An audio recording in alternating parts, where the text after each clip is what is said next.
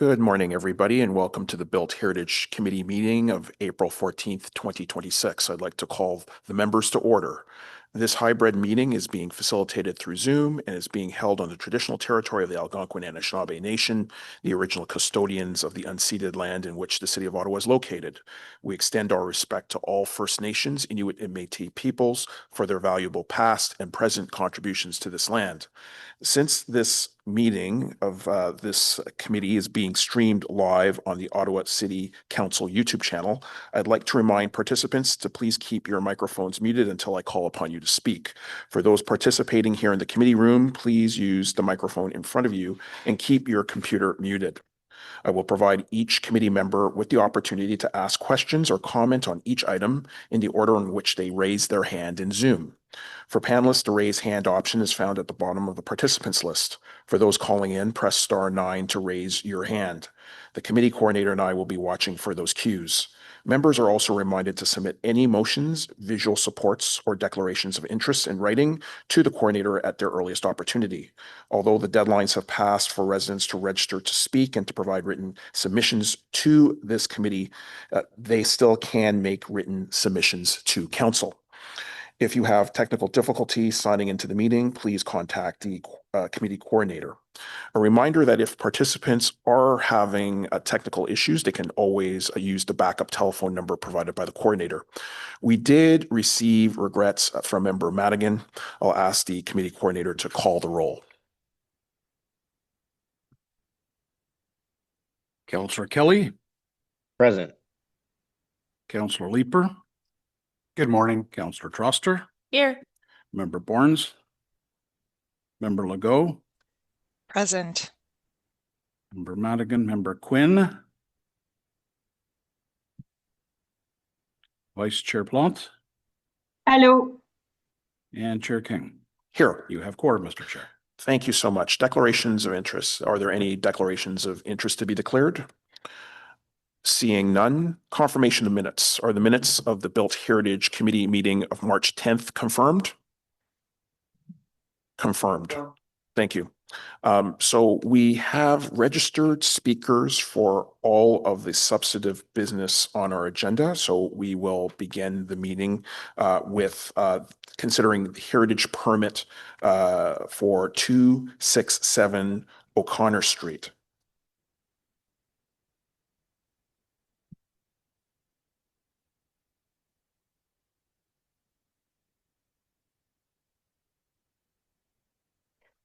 Thank you, Chair. This is a heritage permit application for 267 O'Connor Street, which is located in the Centretown Heritage Conservation District, an HCD.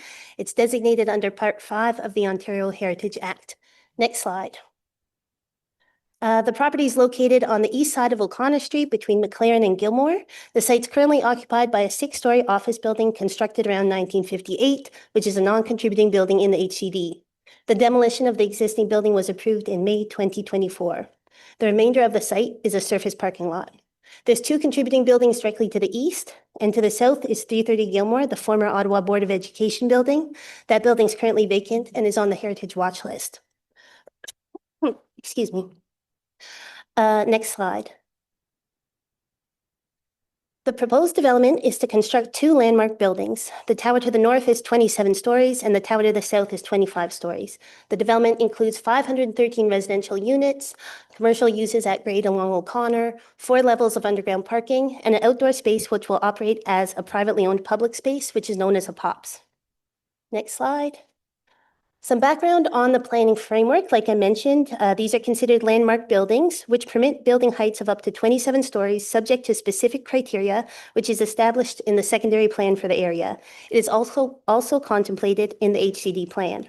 Staff have determined that this proposal meets those criteria. As part of the application, the applicant followed the council-approved public engagement strategy. The proposal also requires an official plan amendment and zoning bylaw amendment. The proposal has undergone 3 sessions with the Special Design Review Panel, which was comprised of expert design professionals. It is the 4th iteration of the proposal, and the design has undergone significant revision. The application is also subject to site plan control, and as part of site plan control, there will be a requirement for an additional session with the city's Urban Design Review Panel. Next slide. Heritage staff have determined that the proposal meets the Centertown HCD plan for the following reasons. The 4-story podiums, which are clad in red brick, reflect the material palette and the historic scale of the HCD.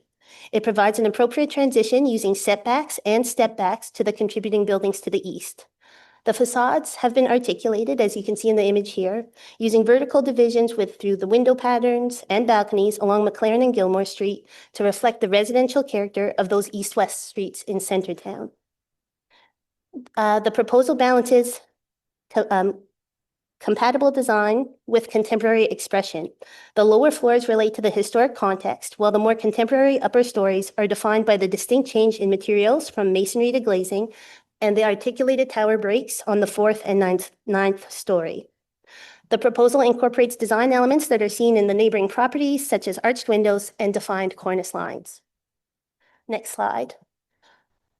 The proposed landscape plan meets the Heritage Conservation District plan as well. It proposes central open space with new plantings, wood benches, raised planters, and curved concrete walls. There will be a cross-site access in the form of a public pathway that connects McLaren and Gilmore Street. New street tree plantings are proposed. So next slide. So the staff recommendation is to approve the heritage permits subject to conditions, which I'll talk about in a minute, delegate authority for minor design changes to heritage planning staff, and issue the permit with a 6-year expiry date, which is a bit longer than normal, and that's due to the complexity of the project as well as the additional planning approvals required. Next slide, please. The conditions of approval are the approval of the Associated Planning Act applications, the submission of an engineering memo outlining construction protections for nearby heritage properties, the applicant working with the heritage planning staff to explore conservation of the relief sculpture on the existing building and shown in the photo here, approval of the final materials by heritage staff, and submission of the building permit drawings in advance of submission. Next slide. So in conclusion, staff are recommending approval of the application. It meets the Centertown HD plan and has been designed to be compatible with the neighboring buildings. It replaces a non-contributing building and surface parking lot with a mixed-use development, and it achieves heritage conservation and intensification goals. Thank you. Thank you so much for the presentation. We did receive correspondence on this file from Centertown Community Association as well as the Heritage Advocacy Committee for Heritage Ottawa. We do have a number of delegations, starting with Erwin Dreesen.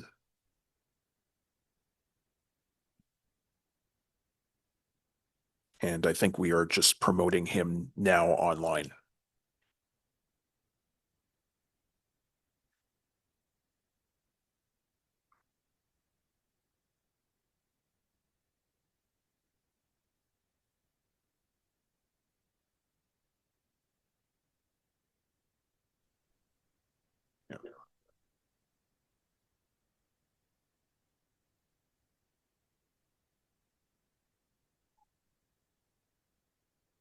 And we're just awaiting promotion. And once Mr. Dreesen is promoted, you'll just need to unmute.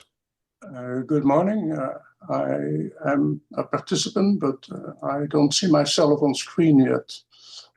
We can hear you, and if you can put yourself or turn on your video. Perfect.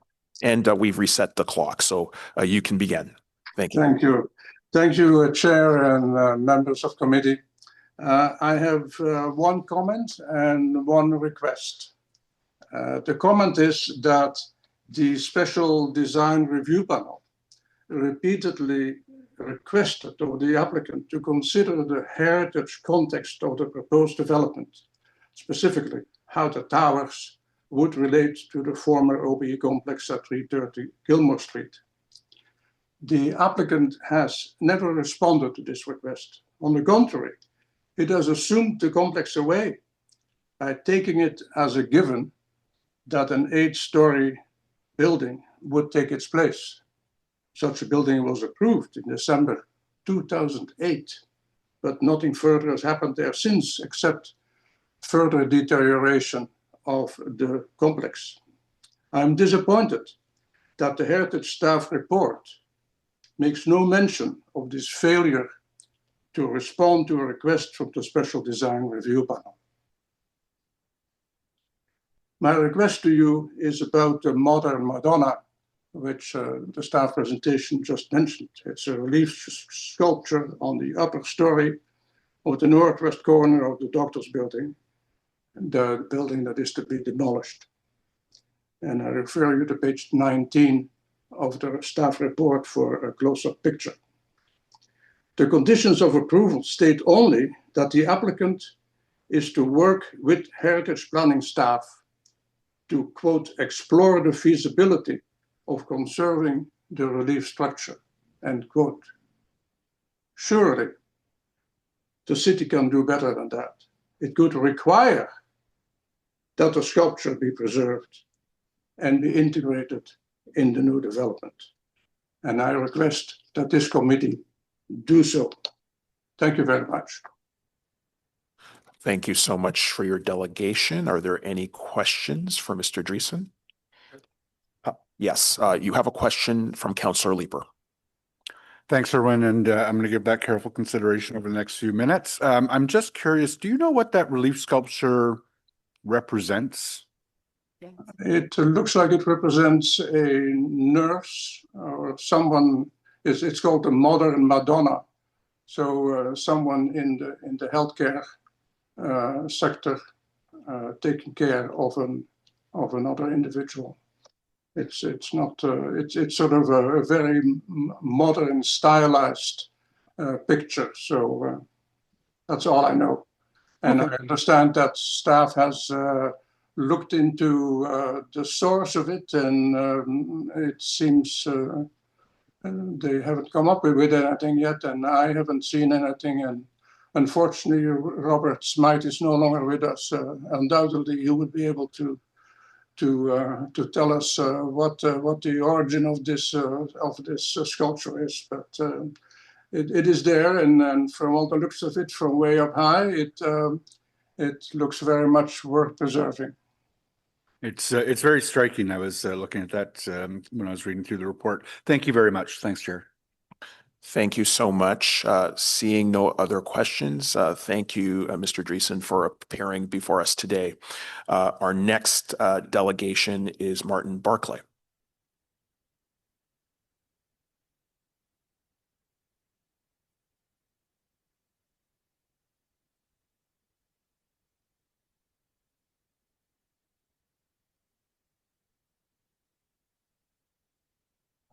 Thank you for joining us this morning, and you just need to press the button and then you'll have 5 minutes. Is that better? Excellent. Okay. Thank you. Hi, I'm Martin Barclay. I'm the Vice President of the Centertown Community Association and the co-chair of the Planning Committee. I've sat through a number of iterations of this building over the past number of years.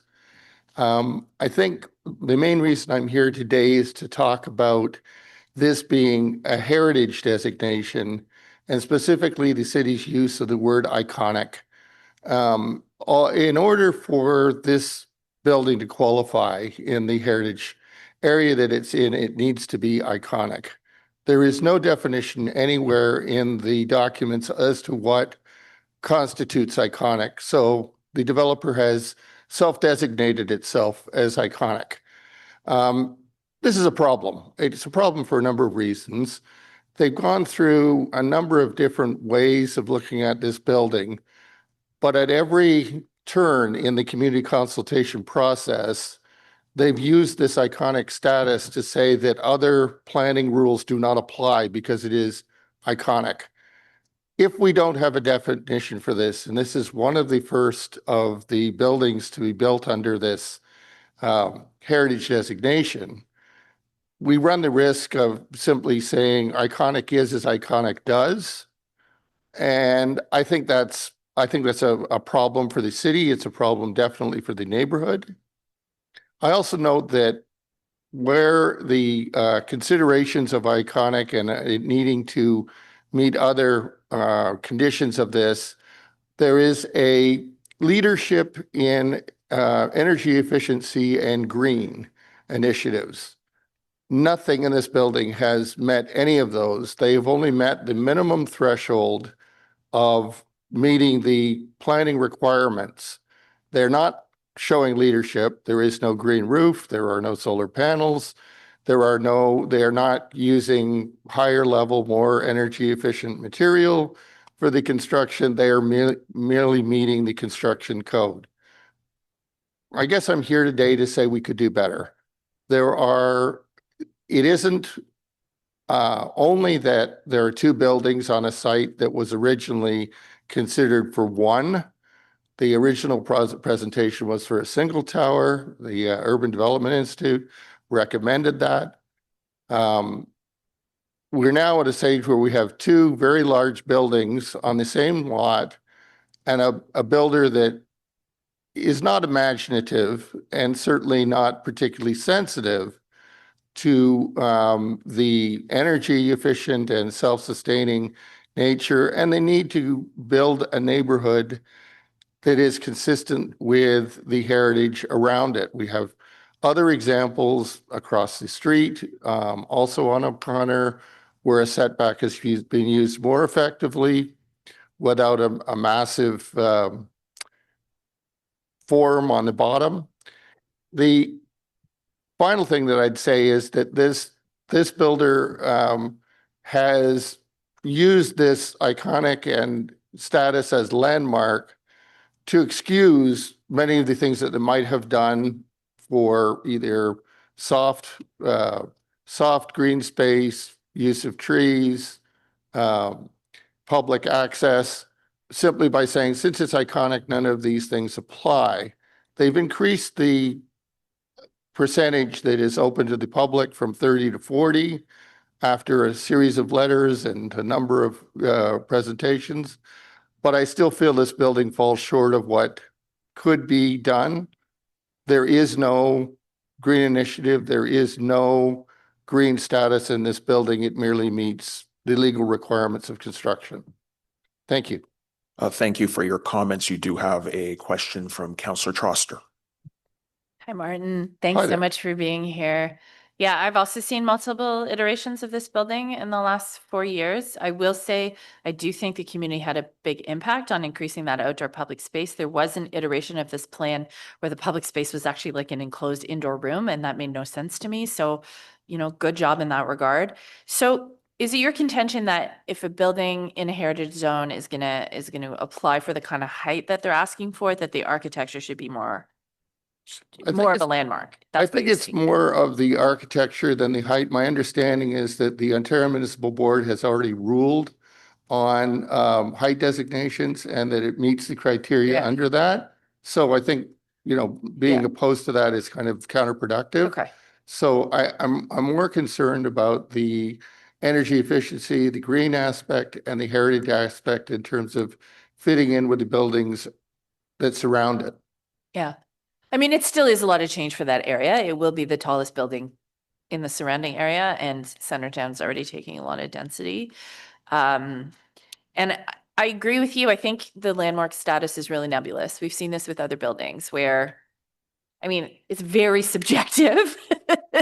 And I'm not sure who ultimately makes that final call. But the Urban Design Review Panel certainly helps nudge the building in a different direction. So anyway, I really appreciate your feedback. I know this is a tough one, and I've heard a lot about this property, and we'll probably hear a lot about it tomorrow at Planning Committee too. So thank you. Thank you. Thank you so much for your contribution this morning. I see no other questions. So we will move to our next delegation, who is Hunter McGill.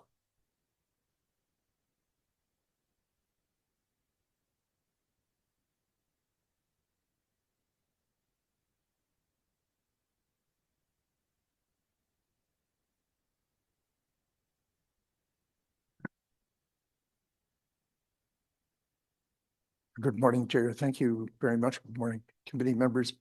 Thank you for letting us slide in with a rather late notification to you to request your time. You will have received, I hope, correspondence from Heritage Ottawa, which touches on a range of the issues that you are dealing with this morning. Our concern, as you might well expect, is very much with the preservation of the principles of the Heritage Character District in which this proposal is cited. We've mentioned a number of the factors of particular concern to us, largely from a design and planning standpoint. We think that the Centertown Citizens Association, in their submission to you, have raised a number of very important points. So we won't go over them. We happen to feel that they're all very pertinent to your considerations. Of particular interest to us, among other issues, is the proposal to include a POPs, a privately owned public space, in the design. We haven't seen many, if more than perhaps a bare handful, of these types of approaches to design. Our view is that this perhaps could be treated, and I believe that the special design review panel also touched on this, that this particular element of the design could have been handled in a much more sensitive and thoughtful and appropriate way. Speaking personally, I had an opportunity to look at POPs in several North American cities, particularly San Francisco. This is not, to my perspective, a particularly inviting POPs. And the fact that it is situated between two very tall towers suggests that, in fact, that there are a number of important factors which have really got to be taken into consideration, not the least of which would be the wind effect, which we know is a factor of tall towers. We also suggest that the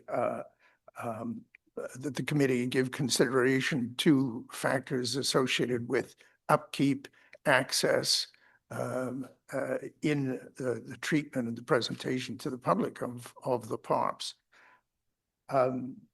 The other element of concern to Heritage Ottawa is the overall size of the building, its crowding of the site. It's very close to the lot line. The setback requested is very minimal, and that does not appeal if one looks at the other structures on the same street and nearby. There are much more appropriate examples of appropriate setback and height and so on. As the previous speaker mentioned, there is also the significant concern of the precedent-setting nature of approval for this. And finally, Mr. Chairman, committee members, surely a building is not a landmark building or an iconic building just because the proponent deems it to be so. I don't think that that's really a particularly useful approach. And recognizing,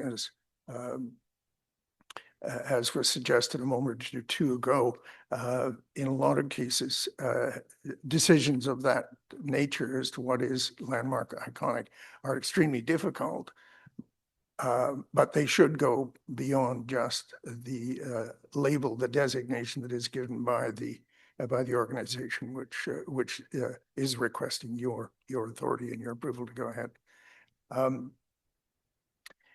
In conclusion, if the committee is interested in thinking about an interesting example, in my personal view, a very appropriate example of landmark building, it just needs to go one block to the east and examine the Public Service Alliance of Canada headquarters building, which dates back to 1968 and which has stood the test of time and is a very striking example of good planning and good architecture. Thank you very much. Thank you so much. Councillor Troster. Thank you, Hunter. I used to work in that building, so I can tell you it's also very cool from the inside. Thank you for your contribution. What do you think of the podium on this building, though? Because it actually reminded me of the PSAC building, the use of the brick and some of the size of the windows. No? I see your face. I will respond. maybe the minutes wouldn't catch facial gestures. Okay. No, it's very difficult to understand the purpose of the podium, except to perhaps offer a gesture in the direction of different materials for Okay. that section of the building. But Okay. it does not, to a non-specialist like me, it doesn't appear to really offer anything. Okay. Yeah, I always find when we discuss the actual design and architecture of a building, it is very subjective, but I really appreciate your feedback and I appreciate your concerns. Thanks so much. Thank you. Thank you so much for your delegation. I don't see any further questions, so thank you so much. Our next delegate is Kyle Kazda on behalf of the development team.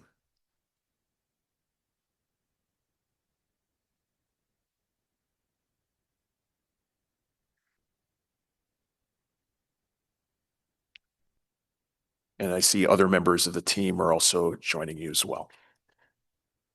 Because we do have John Stewart, Timothy Bede, and Patrick Bison also registered on behalf of the applicant team.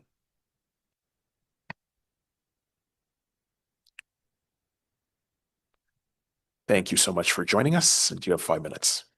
Thank you. We do have a presentation prepared, but if the committee would prefer, we can just answer questions. I feel like Anne's presentation quite well covered what we're proposing. Absolutely. Okay, then if anyone has any questions, please go ahead. Councilor Leeper. Thank you very much. I'm sorry, I'm trying to find it in the report here. Let me pull it up. So one of the conditions for the approval is that the applicant is working with the heritage planning staff to explore the feasibility of conserving the relief sculpture on the upper story of the existing building. I have significant sympathy for where Irwin is coming. This shouldn't be a consideration. Is there anything stopping you from conserving the relief structure? Yes, thank you for the question. Yes. So I think there's 2 components to this. The first is the historical significance of that sculpture. There's not a lot of information available as to its origins, so it's not necessarily a defining component of the building or necessarily of extreme significance to the area. Having said that, we do realize its relevance to the historic use of the building and what it would have been in the 50s and 60s when this building was first constructed and later expanded. So that's part of the reason why we're considering its feasibility of retention. The other is we have not investigated whether or not it could be removed from the building, which would be something we would undertake during site plan or prior to demolition of the building. During site plan, we would also consider where in the landscape plan or elsewhere in the community we could locate the structure, which is why we've determined to work together at site plan on its conservation. Would you have any strong objection if we were to modify that condition C to be amended to read the applicant conserving the relief structure in a manner satisfactory to heritage planning staff? I think that's appropriate. Yes. Okay, thank you. Thank you so much. And I do know that you have a presentation. So if you want to proceed with that, we can put the PowerPoint back on the screen. Okay, we'll do so. Thank you.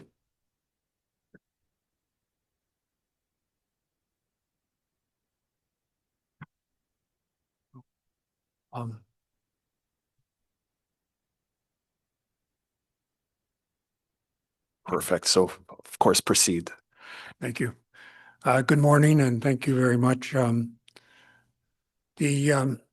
The development at 267 O'Connor Street represents a well-conceived reuse of the property with buildings that provide visual porosity at ground level and a generous public accessible site. Next slide, please. This is an appropriate location for a landmark building that will enhance the identity of Centertown, contribute to meaningful to the public realm, and address the city's growing need for housing. Next slide, please. With regard to the demolition of the building, the property as part of the Centertown Heritage Conservation District was considered a non-contributing resource, and a demolition permit was issued in 2024. Just picking up on the mother and child modernist element.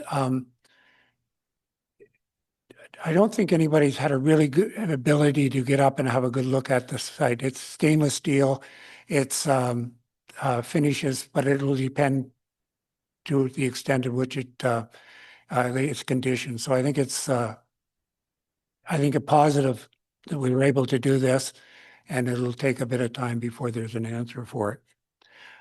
Next slide, please.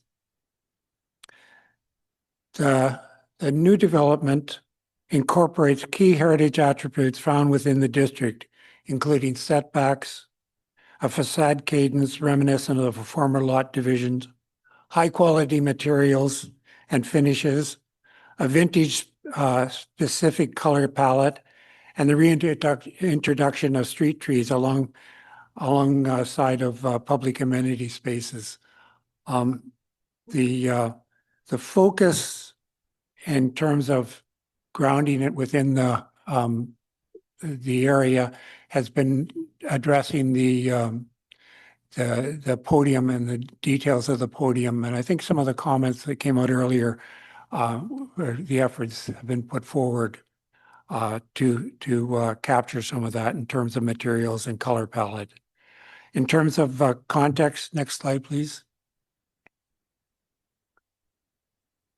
The project addresses the public realm, interfaces with the surrounding building stock, and introduces needed green space in the area.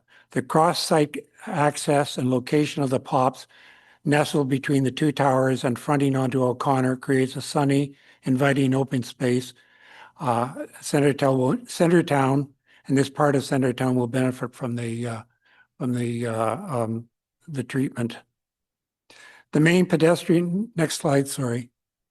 The main pedestrian areas are linked with a connection to the sidewalks for transparency, commercial scale. Glazing is provided on the ground floor. Mid-block public access between McLaren and Gilmore opens the site up, and loading services and utilities are screened from views. Access to the residences from the side streets helps to reestablish the hierarchy of east and west streets. This is one of the interesting is the east and west streets are there in terms of relating to O'Connor. They're more residential in scale, and part of this effort was to recapture or retain that character. The two buildings, next slide, please. The two buildings are point towers with distinctive bases, middles, and tops organized to be viewed all around. The placement on the site is appropriate given the lot orientation. Next slide. The masonry podiums ground the proposed development and reference back to the original lots, materials and color palette, and provide context to the neighboring properties. The brick podiums and defining datum lines help to reference existing buildings. Next slide, please. The tower forms are offset from one another, reducing the overlapping of views. The treatment of the upper floors is simple, consisting of a grid that is animated by adjusting the thickness of panels and piers. Materials and finishes for the body of the building are intended to be light. The distinct basket weave of the North Tower adds interest, with the tops creating an architectural treatment on the skyline. Thank you. Thank you so much for the presentation. Are there any questions? Councillor Leeper. Just one to satisfy my own curiosity. On page 8 of the report, it speaks about the design elements and notes that the proposal incorporates red brick masonry repetitive arches interspersed with a regular spaced orthogonal fenestration pattern. So I think orthogonal fenestration would be a great album name, but yeah, what is orthogonal fenestration? Sorry, That's okay. Maybe Patrick, Thank you. I think the orthogonal fenestration just speaks to the rhythm of fenestration that you would normally see in the low-rise red brick homes that characterize the neighborhood. So we were trying to recreate that smaller window pattern in the podium. sorry, I'm trying to relate the word orthogonal to that. I know the word Orthogonal, straight, fenestration, non-arched. not arched. Yeah. Square or Square. rectangle. Yes, exactly. Yeah. Thank you. This committee is often fascinating. Thank you. Thank you so much.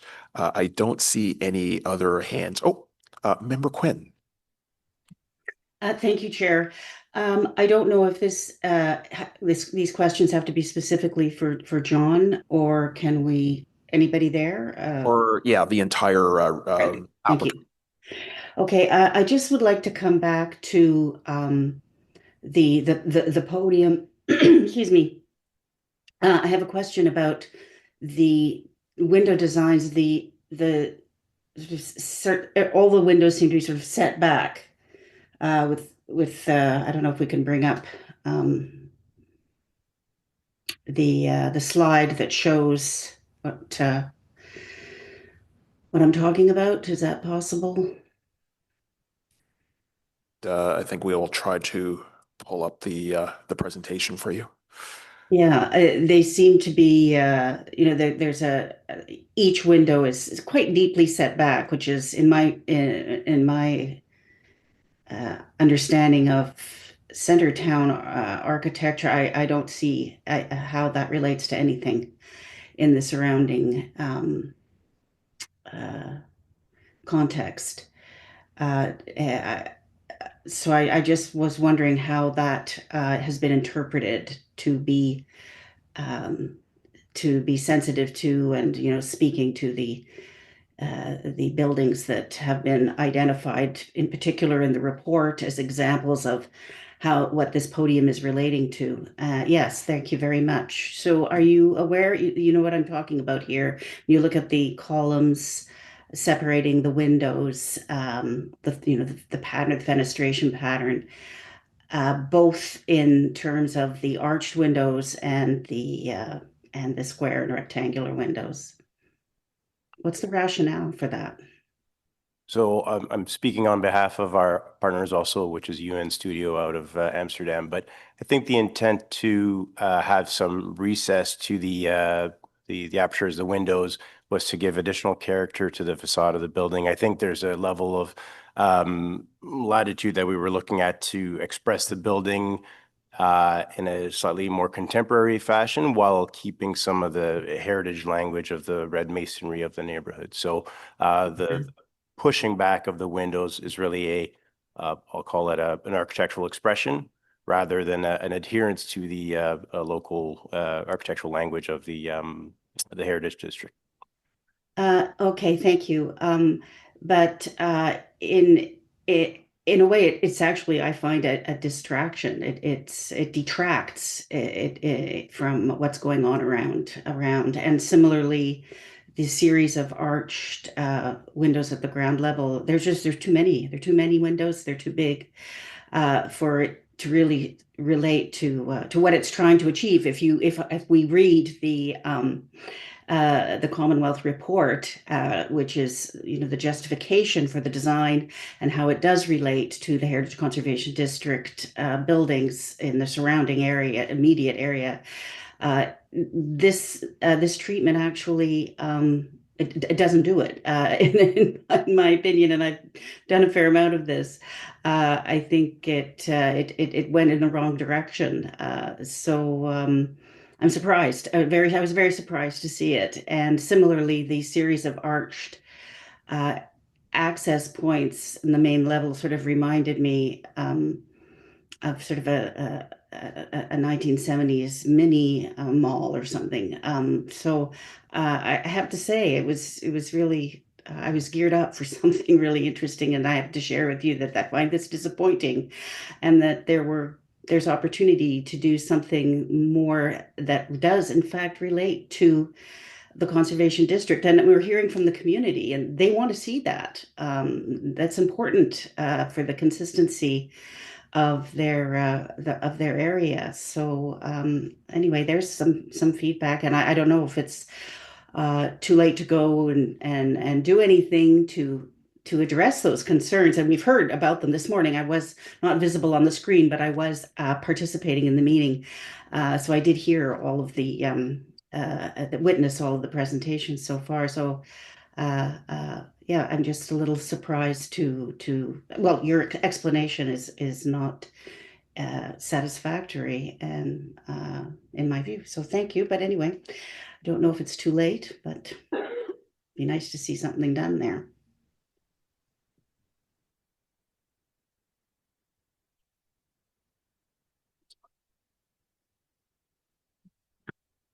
So thank you for the feedback.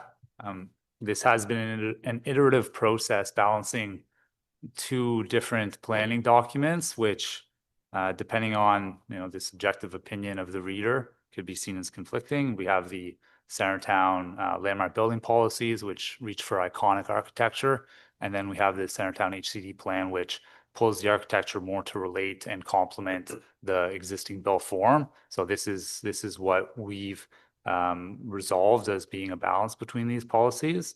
And it's also underwent the review of 3 different special design review panel sessions, which have provided recommendations, and those recommendations were incorporated into the current design. So I think this is really what we've struck as a balance between many policies. But we hear your feedback and we appreciate it. Thank you.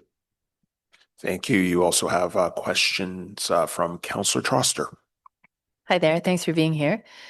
So you've heard from the community. They don't think the building meets the landmark policy. I invite you to just say in a few words why you think it does. Thank you. Tim, I see you're online, so maybe I'll start, and if you have anything to add, you can jump in. Definitely. It's our opinion that it meets the landmark building policy as a result of the extensive public consultation that we've undertaken.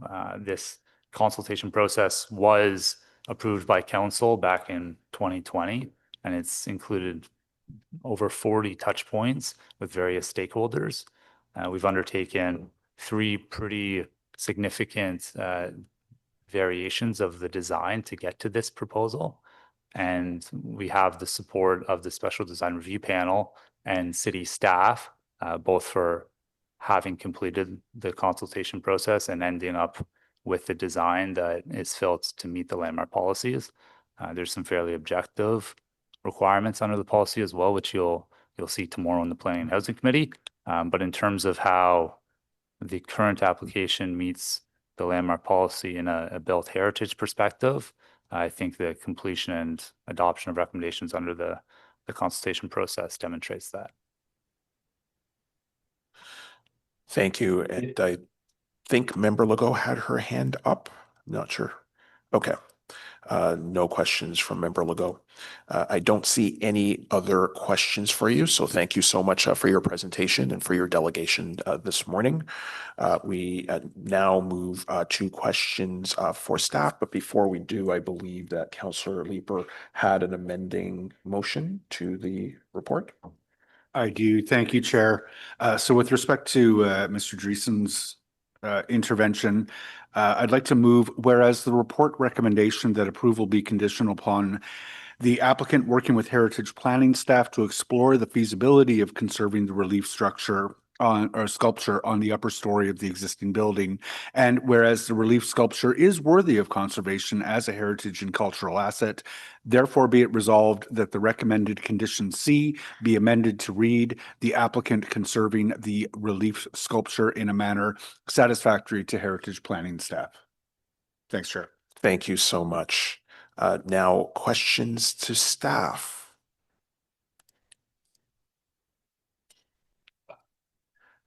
Councillor Troster. Hi, thanks. I know this file's been a very long time coming. There have been many iterations.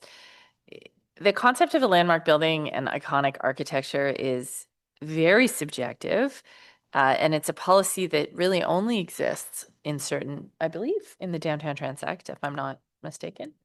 Yeah, I'm correct-ish. That's correct, in the secondary plan for this area. Right. And the landmark policy allows exceptions to some other policies, including heritage considerations. So I'm just wondering, from your perspective, what do you think? I mean, what factors did you take into account in determining that you thought this building applied to the landmark policy? Through you, Chair. Thank you, Councillor Trosser. I think the way we looked at it is iconic architecture is sort of, it's the goal. And the way the policy is set up to establish that is through a rigorous architectural review process. So like we've heard, the proposal went through many iterations. It went to the special design review panel 3 times. And that panel was composed of Canadian and international design experts.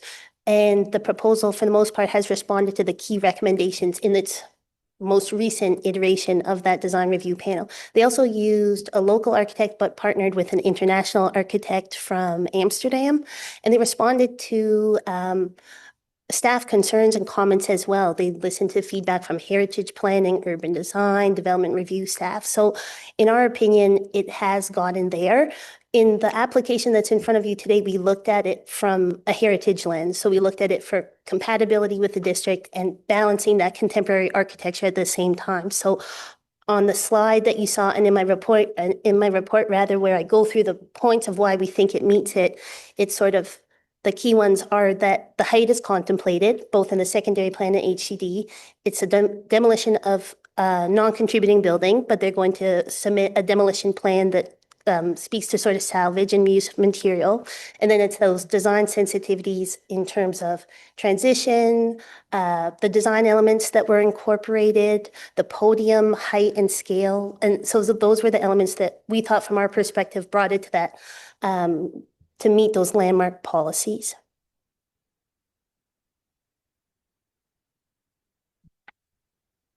Thank you so much, Councillor Leeper. Thank you very much, Chair.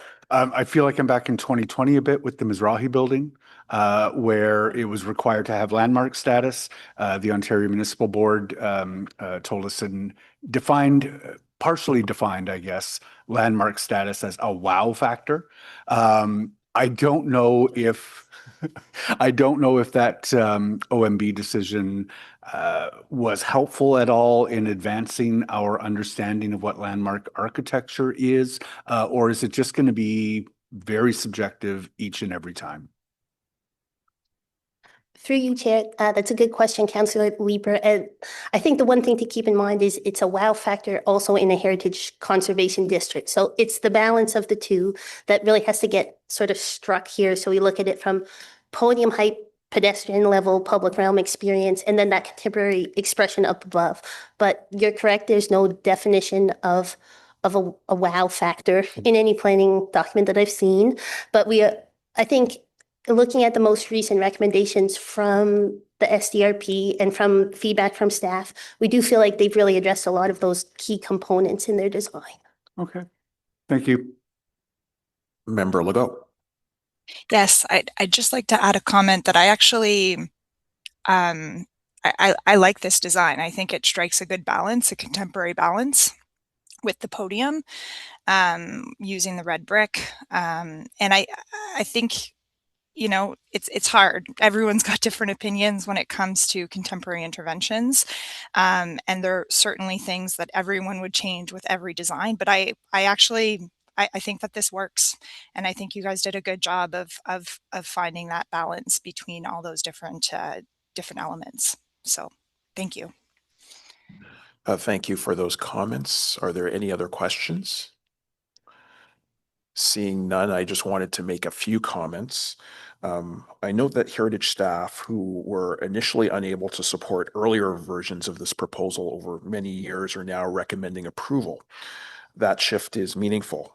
It reflects genuine design responsiveness by the applicant over 5 years of iteration. Staff have been clear, however, that the approval is conditional. The 5 conditions in document 9 are not minor formalities.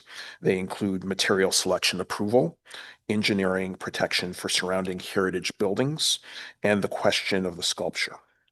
And I obviously would encourage members to probe these conditions carefully. After a careful review of the Heritage Impact Assessment, the staff report, and the 5-year design record before us, I believe that the application is attempting to be more thoughtful. It's trying to ensure that the heritage planning process works through the HCD framework the way it's designed to be supported. The proposal obviously is not without tension, and I think we're hearing that today about the subjective nature of design. And we have to acknowledge that no landmark building in a heritage district can be without any tension. But the design has definitely evolved substantially in response to legitimate heritage concerns, and heritage staff have concluded that it now meets the applicable policies and guidelines. For that reason, I do support the recommendations to approve with the 5 conditions as proposed. I am also encouraged by the motion brought to committee around the relief sculpture by Councillor Leeper to strengthen conditions that have the merit that require the strengthening. And I think that particularly does include the sculpture. Finally, I want to be clear that approval of this heritage permit is the beginning of a process, not the end. A site plan control application will follow, and the urban design review panel will have another opportunity to review the refined design. And we know that many will be watching, people around this table with interest. And of course, the ward councillor will be watching the project closely through every stage and continuing to consult with the community at every stage. So I do want to thank Heritage staff, the applicant team, and most importantly, the community who participated in this process for their diligence and their commitment to providing maximal input into this application. So we have 2 items before us. The motion presented by Councillor Leeper on the relief sculpture. Is that motion carried? Carried. Sorry, Member Barnes. Mr. Chair, I wanted to make a couple of comments on the report as amended.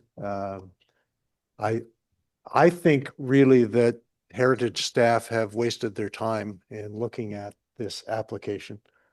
The properties on McLaren, the property on Gilmore, the property across the street being the public school board, the iconic property across the street, across O'Connor at Gilmore, none of which have influenced or are reflected in this design in any way other than the material. And the material is not a heritage issue. It's a development issue. It's a Centertown issue.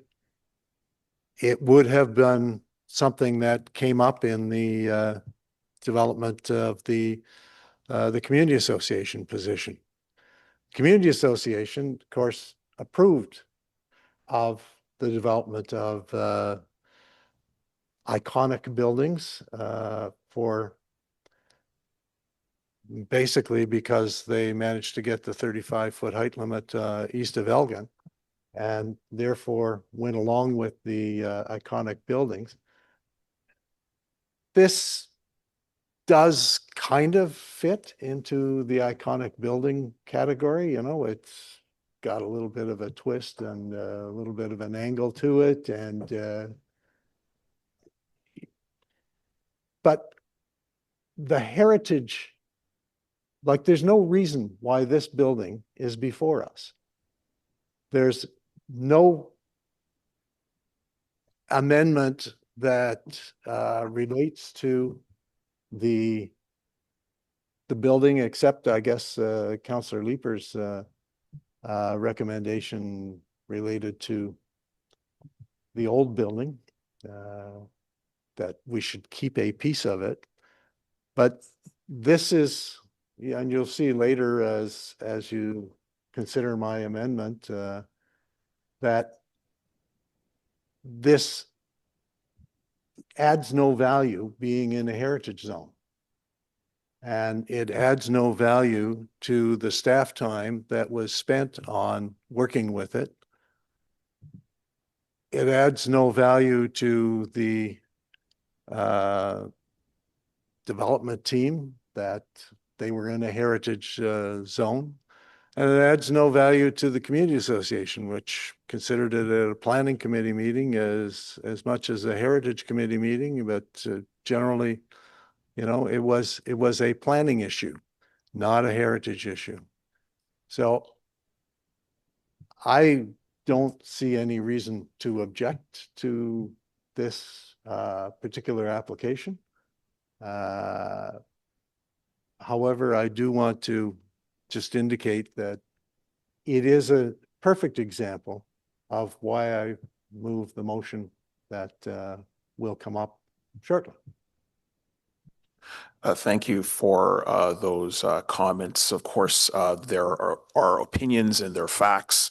And the fact is that we're dealing with a heritage permit for 267 O'Connor Street that's before us under the Ontario Heritage Act, which is within, of course, the jurisdiction of this municipal council. Member Legault. Yes, I'd like to just respond to Member Bournes. I think it's hard for me to hear what you are saying coming from someone who works in conservation and knowing how hard these people work to protect our cultural resources in this city. And I think it's just extremely disrespectful to you to be belittling their work to this level. So I would encourage you to educate yourself as to what it means to be a heritage conservation district. Also, what it means to get designation. Perhaps go into an architectural office and see what kind of work people are doing, because it's far more complex than you make it seem. And these people are highly educated, and they work hard. They work hard for a good reason, and they're here to help us have a rich city full of multiple layers of stories. And I personally strongly value this, and I'm proud. I'm proud of the work that this city does, and I would just I would really encourage you to open your eyes to this as well. Appreciate the comments. I believe that the motion for the relief sculpture had passed on consent. The next item is the main report, recorded vote. Please, committee coordinator. Member Quinn. No. Councillor Kelly. Yes. Councillor Troster. No. Member Legault. No. Councillor Leeper. Yes. Member Bournes. Vice Chair Plante. No. And Chair King. Yes. 4 yeas, 4 nays. So based on our rules, the motion fails on division. Doesn't refer to council. Yes. Decision. Committee tomorrow as well. So this item still goes to planning committee for consideration. Sorry, I think I misunderstood this motion. I thought it was the motion for this basically to be abolished, like the. No. Okay. That I would like this to continue to go forward as presented. So at the will of committee, can we reconsider Member Legault's vote? Yes. I would like this to move forward. Yes, I would not like Brian Bourne's. I thought he was presenting a new motion. So Member Bourne's motion is associated with another item that okay. Agenda. This is just dealing specifically with this heritage permit. Okay. Yes, I would like to proceed. So you've changed your vote with the will of the committee. Five yeas, 3 nays. 5 yeas, 3 nays. So the report will be submitted to council on April 22nd, 2026. We move on to the next item, heritage permit for 237 Clemo Avenue. We'll receive a presentation from staff.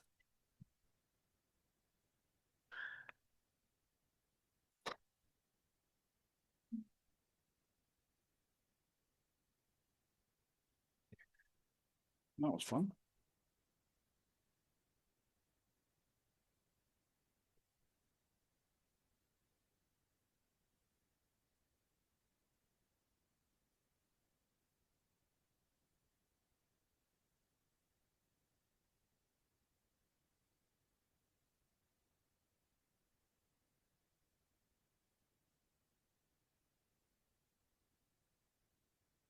Good morning. Yep, so this is the presentation for the heritage permit at 237 Clemo Avenue. And next slide, please.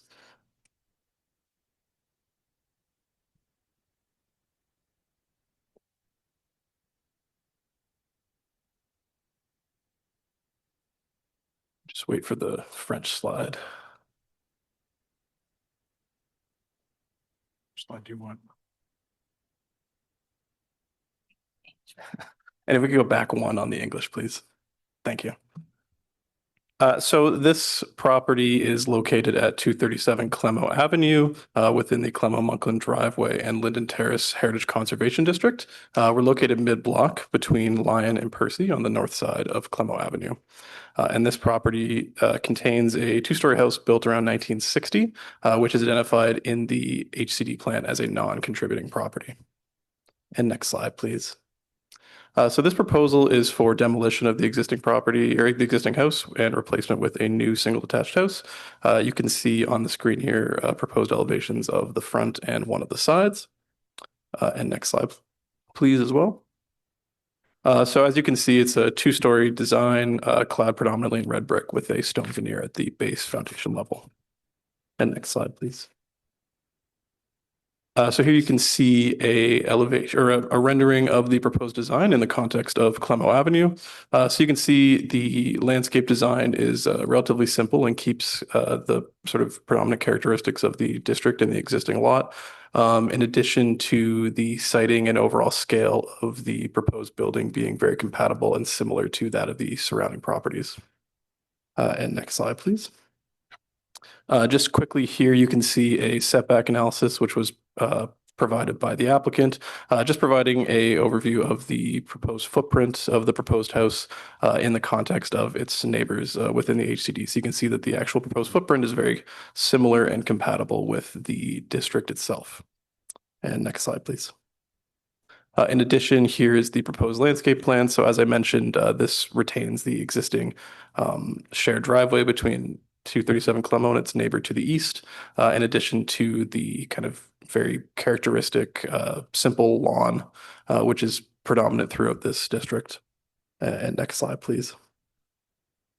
So in terms of the relevant parts of the Clemo-Monkland HCD plan, we're looking at section 5, 8, and 9 here. So first of all, regarding demolition and relocation. So as I mentioned, this proposal is an example of a non-contributing property. Under section 5, there are very limited numbers of non-contributing properties within this heritage conservation district. But in instances where a proposal for demolition is proposed on a non-contributing property, it can be considered by heritage staff, provided that the new proposed development is compatible with the character of the HCD. When looking at the character of the HCD, we look predominantly to section 8 of the Heritage Conservation District Plan, which provides policies and guidelines for new construction. So the proposal meets the relevant policies and guidelines of section 8. It's highly compatible with the surrounding HCD through its siting, its footprint, its scale, and the materials used throughout the building. And then finally, section 9 speaks to landscaping, streetscape, and public realm within the Heritage Conservation District. So as shown on screen, the landscape plan really retains a lot of the existing front yard of the existing house, and matches the characteristics that are predominant throughout the Heritage Conservation District in retaining that existing shared driveway and the kind of lawn which carries through across the front yards of Clement Avenue. And next slide, please. In terms of consultation for this proposal, Councillor Menard, Heritage Ottawa, and the Glebe Community Association were notified of the application. Notice was sent out to neighbors within 60 meters of the property, and a notice sign was also installed on the property. We did have a pre-consult meeting with the applicant and a representative of the Glebe Community Association who provided feedback in addition to staff feedback. And through the written or the mailed notice and the posted sign, we did not receive any negative feedback on this proposal from neighbors. Material was also posted online on DevApps as well. And next slide, please. So staff are recommending approval of this application, so approving the demolition and new construction, in addition to delegating minor design changes to the program manager and issuing the permit with a 2-year expiry date, which are both standard for these types of applications. And next slide, please. And then in addition to our standard conditions, we are recommending one additional condition, which is just to for the applicant to work with staff to undertake some minor design revisions, just to improve the sort of compatibility and distinguishability of the new proposal from surrounding contributing buildings in the HCD. So the idea here is to just tweak it a little bit to better meet some of the guidelines of Section 8, and also kind of address the intent of Standard 11 of the Standards and Guidelines for the Conservation of Historic Places in Canada, which speaks to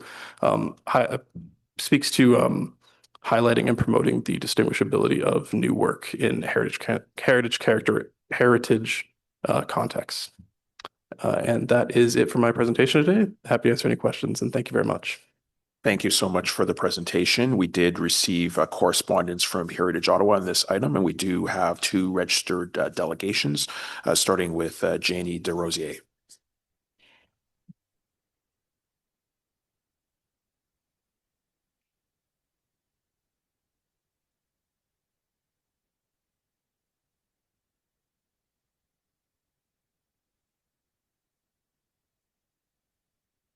Good morning. Welcome to the committee, and you have 5 minutes. Good morning. Thank you for having us. I'm Jenny Desrosiers. This is my spouse, Madame Foster. We're the applicants. So we were just wanting to be available for questions, should there be any. Thank you. So not speaking specifically to the item, just making yourself available for questions. Correct. Okay. Thank you. Are there any questions for the 2 delegates? Seeing none, thank you so much for being here. We appreciate it. Questions for staff? And I see no hands raised. Sorry, Brian. What had you in mind in terms of changes to the design? So through the chair, we've left it open just so that we can work with the applicant. We discussed this condition with the applicant prior, just to give them some flexibility to kind of think about what might be appropriate. Some suggestions we've made include the addition of potentially a date stone, some tweaks to maybe the window treatment or railing treatment just to simplify them or make them more contemporary. But I think the HCD plan itself gives a lot of leeway to make that compatibility appropriate. So we've left it open-ended at this time, just so that the applicant has some flexibility there. Thank you. So is this item carried? Carried. Carried. Thank you so much. So this report will be submitted to council on April 22nd, 2026. Our next item is heritage considerations for Confederation Heights. There is no presentation for this. Oh, there is? Okay.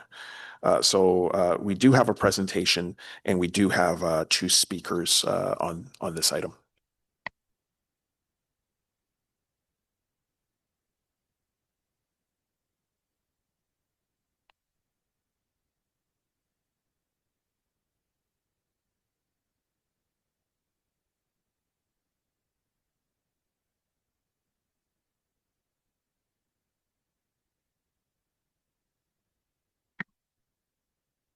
Good morning. Thank you, Chair. So we do have a presentation ready, but I'm at the will of the committee if you would like me to go through it. The registered speakers are also the owners of the property, so they're available for questions. So is it the will of committee to have this presentation go forward? Okay, so I guess we have indication that there is question for delegation. So I'm sure everybody has reviewed the file, so we might dispense of the presentation and just move forward with delegations as they are representatives of the Canada Lands Company. And that would be Catherine Constantine as well as Michaela Kuhn.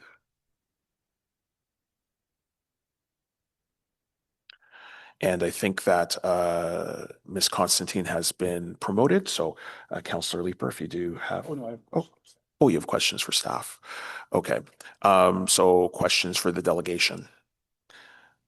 Seeing no hands raised, thank you so much for taking the time this morning. I'm sure you're going to continue to follow this agenda item.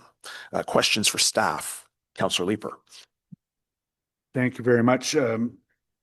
Okay, so I'm just interested in the mechanics of the heritage easement agreement with the owner of the property of the Sir Charles Tupper building.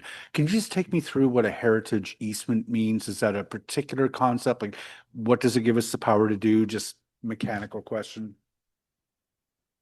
Yeah, thank you. Thank you for the question. Great question. So we don't we don't often bring easements forward to this committee, but it is another tool available to municipalities under the Ontario Heritage Act. It's under Section 37 of the Heritage Act, and it works similarly to an individual designation to recognize places of cultural heritage value and protect them into the future. But the way it works is that it's a contract, an agreement between the city and the owner that we would need to negotiate the different terms and details of.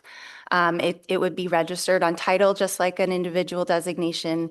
But in this case, it allows for some ability to negotiate those terms alongside a development proposal, which I think in this case for the Sir Charles Tupper building, we're working quite closely with CLC on this towards a shared understanding of the cultural heritage value, but they need some more time basically to investigate retention options and reuse. And so this provides some flexibility to do that, more time for those conversations.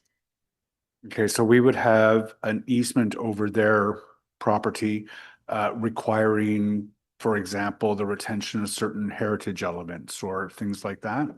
Yeah, that's right. I think it would include similar components like a statement of value, outline the attributes that we would be looking for conservation of, potentially some conservation design guidelines that we would work to, or principles that we could look at including that would inform future development there. Okay, and why would we go down an easement path versus a designation path or a Part 4 path?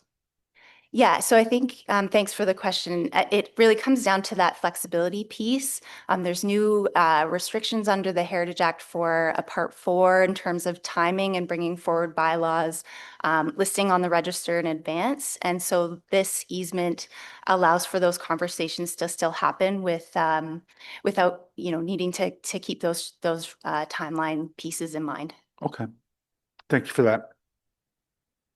Thank you so much. Are there any other questions for staff? Seeing none, is this item carried? Carried. Carried. Thank you so much. So this report will be submitted to council on April 22nd, 2026. Our next item is Ontario Heritage Act changes, implementation update. There is a presentation on this item from staff.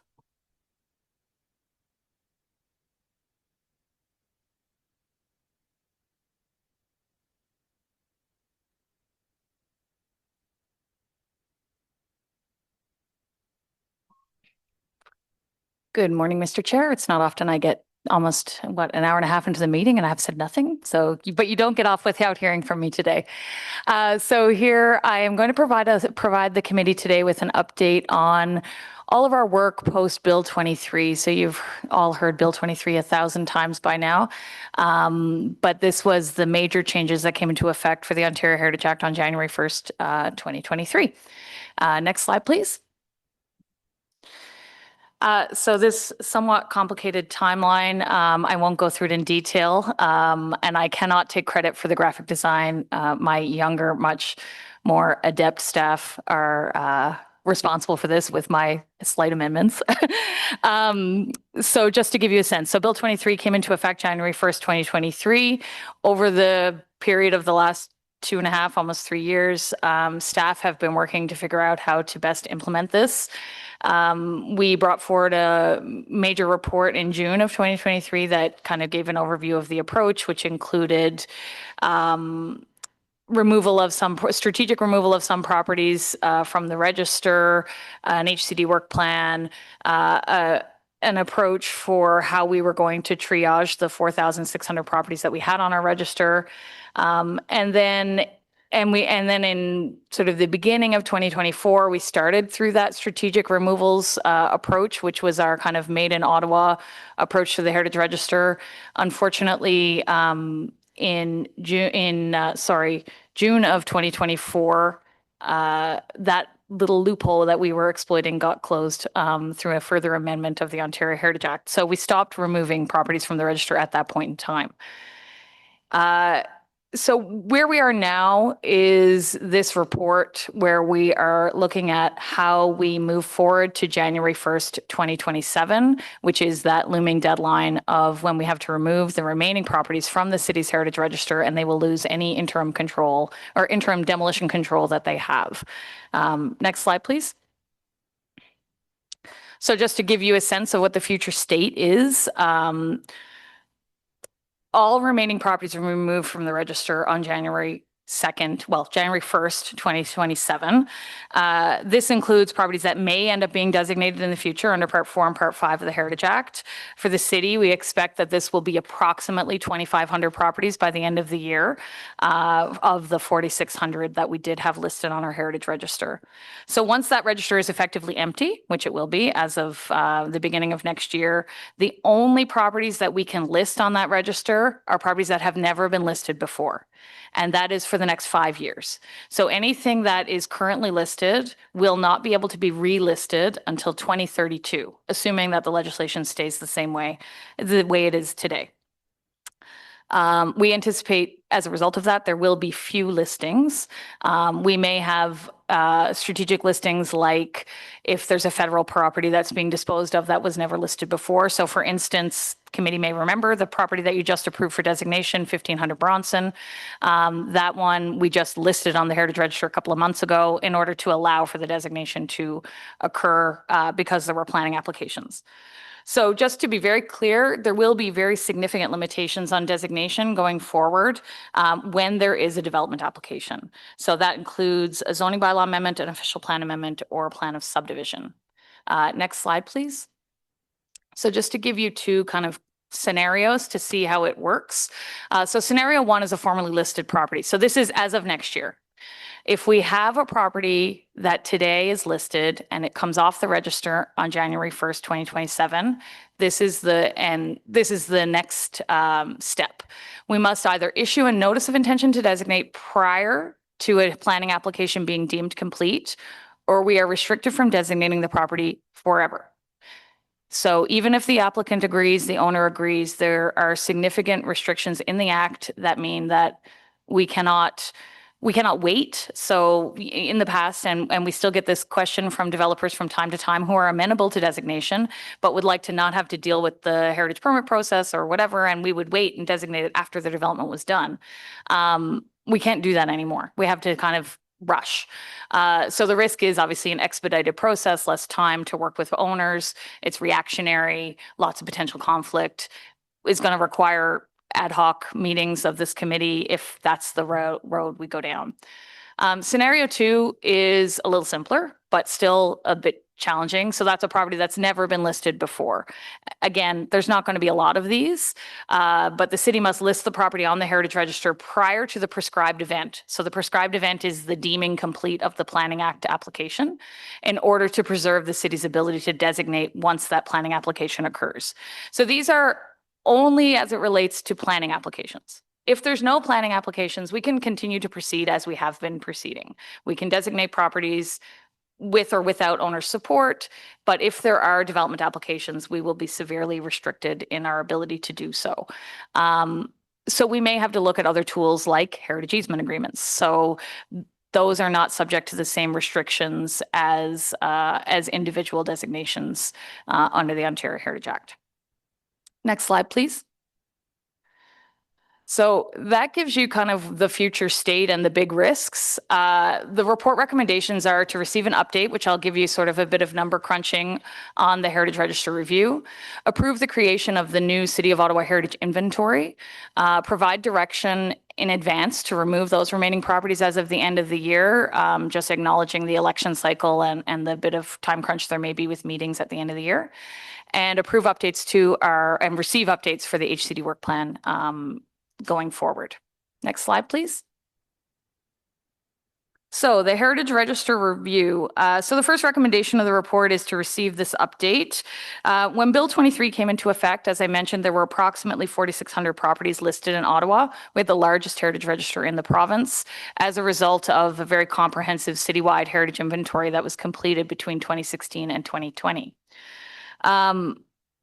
BHC and Council approved an approach to reviewing the properties on the list in spring of 2023, which included a two-pronged approach of individual designation and a renewed focus on heritage conservation districts. This slide provides a high-level summary of the work completed to date and future areas of focus identified by staff. So in terms of Part 4 individual designations, 833 properties of that 4,600 were identified as potential candidates. Staff have brought forward 71 designations in that 3-year period, which represents approximately 25% increase in the overall number of designated properties in the city since the program began in the late 1970s. So a significant amount of work in a short time period with the support of this committee and will of long meetings.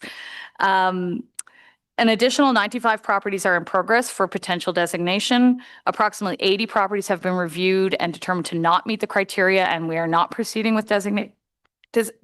Excuse me. There are more detailed numbers in the staff report.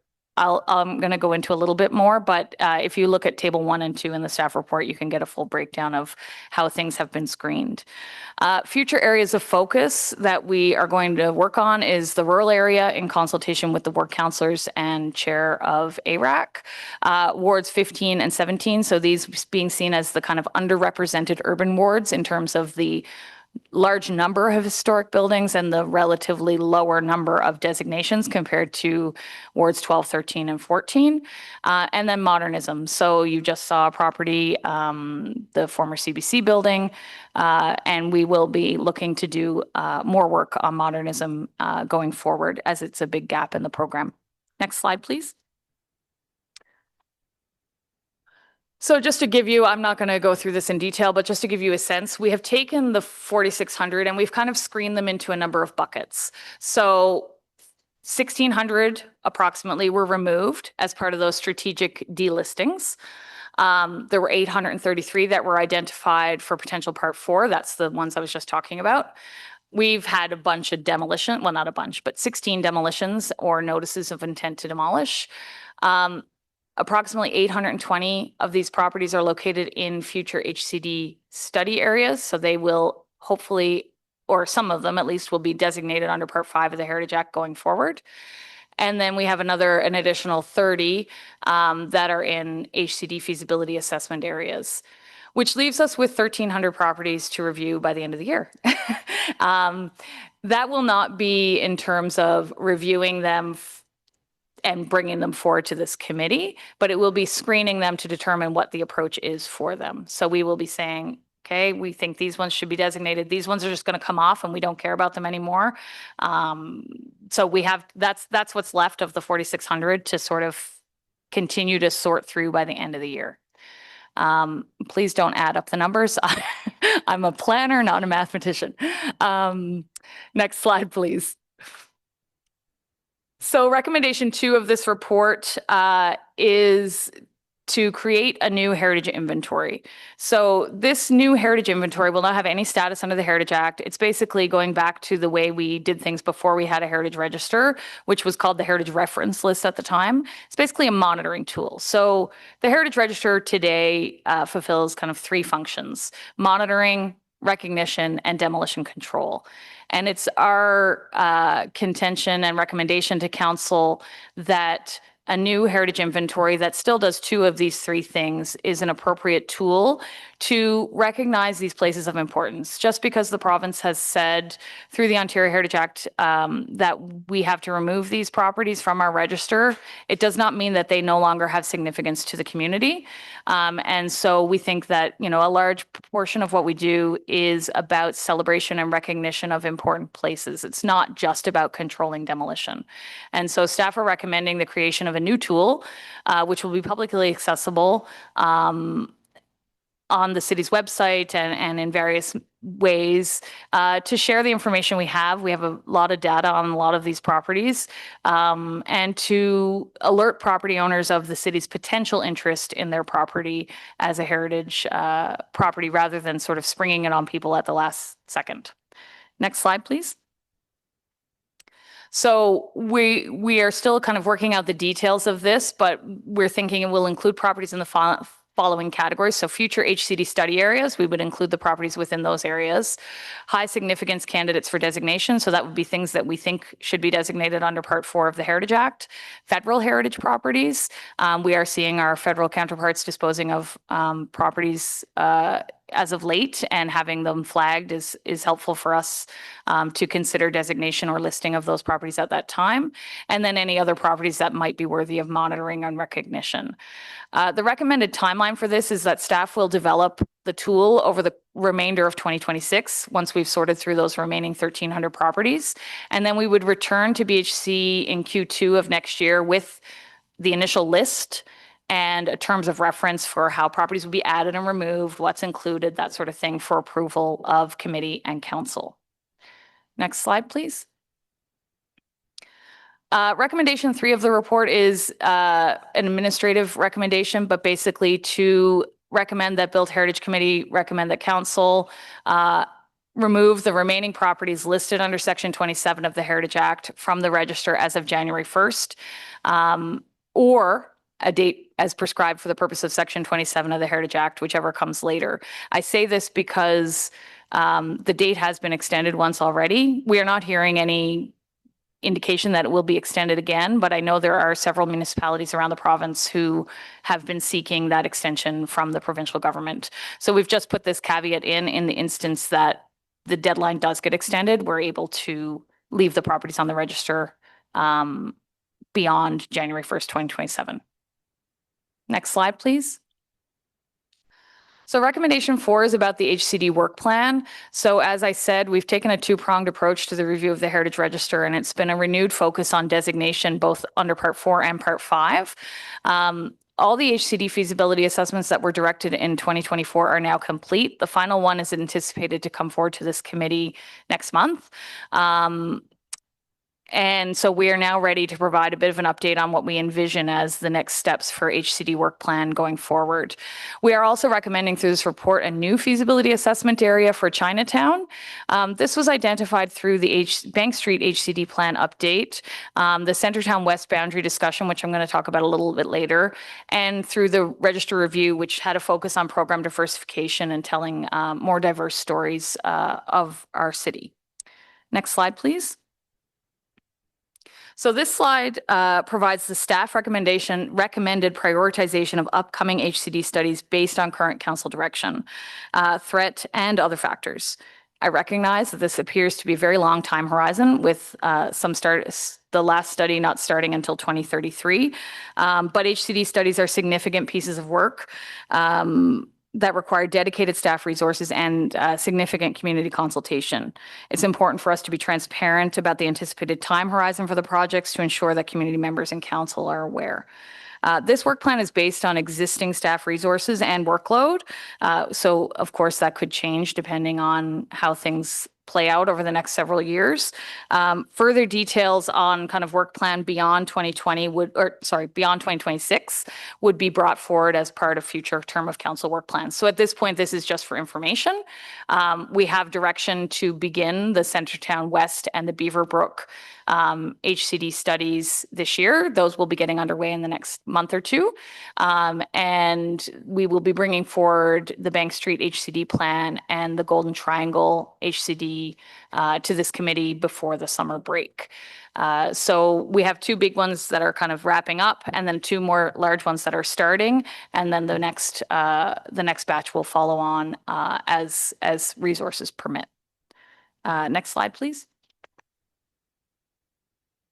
So the Centertown West HCD boundary, this has been added on because we do need committee and council endorsement for the study area boundary as part of the study process. So committee approved an initial study for this area in 2024. Since that time, the CCA has been engaged in a very in-depth consultation with its members, including a lot of walking tours, block by block. Councillor Troster will tell you about coming out in her pajamas. Block by block in this area to determine the community values for this potential Heritage Conservation District study.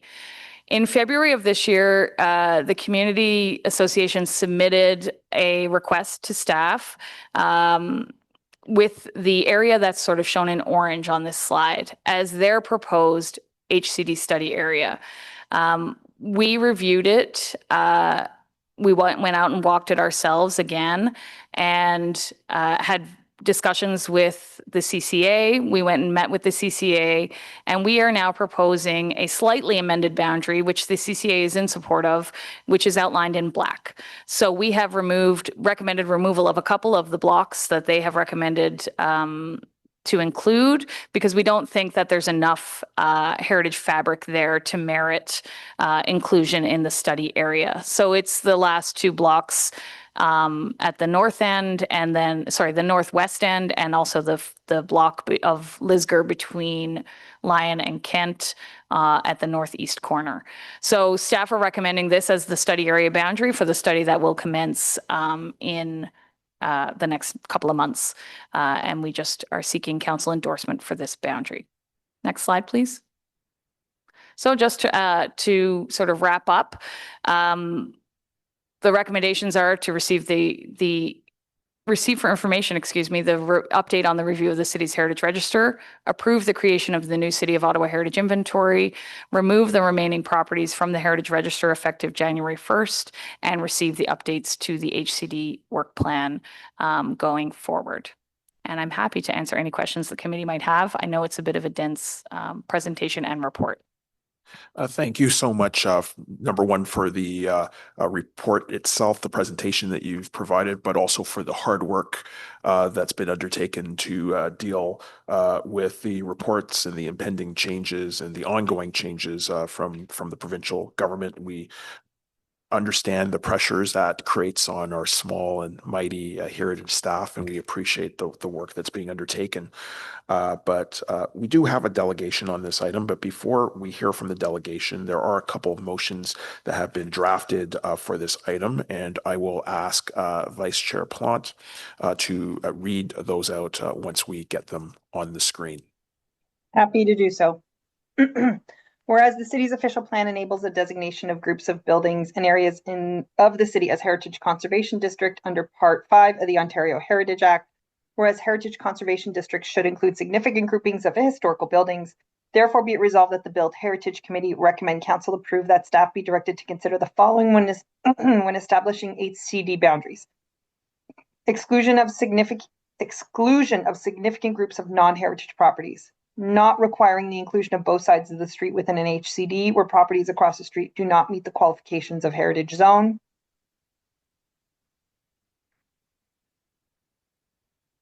That's it. Thanks. And then there is my motion as well. Great. So we'll just wait for that to come up on the screen.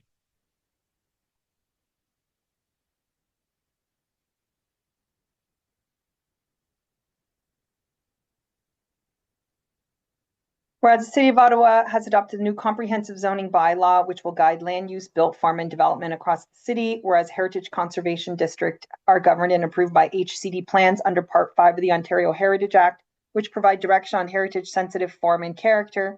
And whereas residents and stakeholders have raised questions regarding how HCD plans will continue to apply and interact with the new zoning bylaw, particularly following the removal of a former heritage overlay, and whereas clear, accessible, and consistent information is essential to support transparency, public understanding, and confidence in the development review process within HCDs.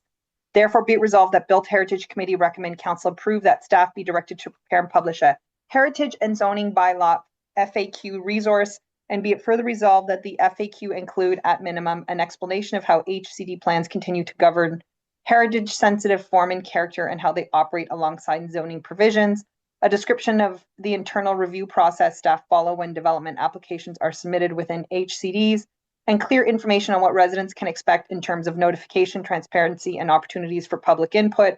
And be it further resolved that staff circulate a copy of the final document to the Built Heritage Committee as part of the implementation of the new zoning bylaw. Merci. Thank you so much, Vice Chair. And we do have a delegation on this item, Jack Hanna from the Centertown Community Association.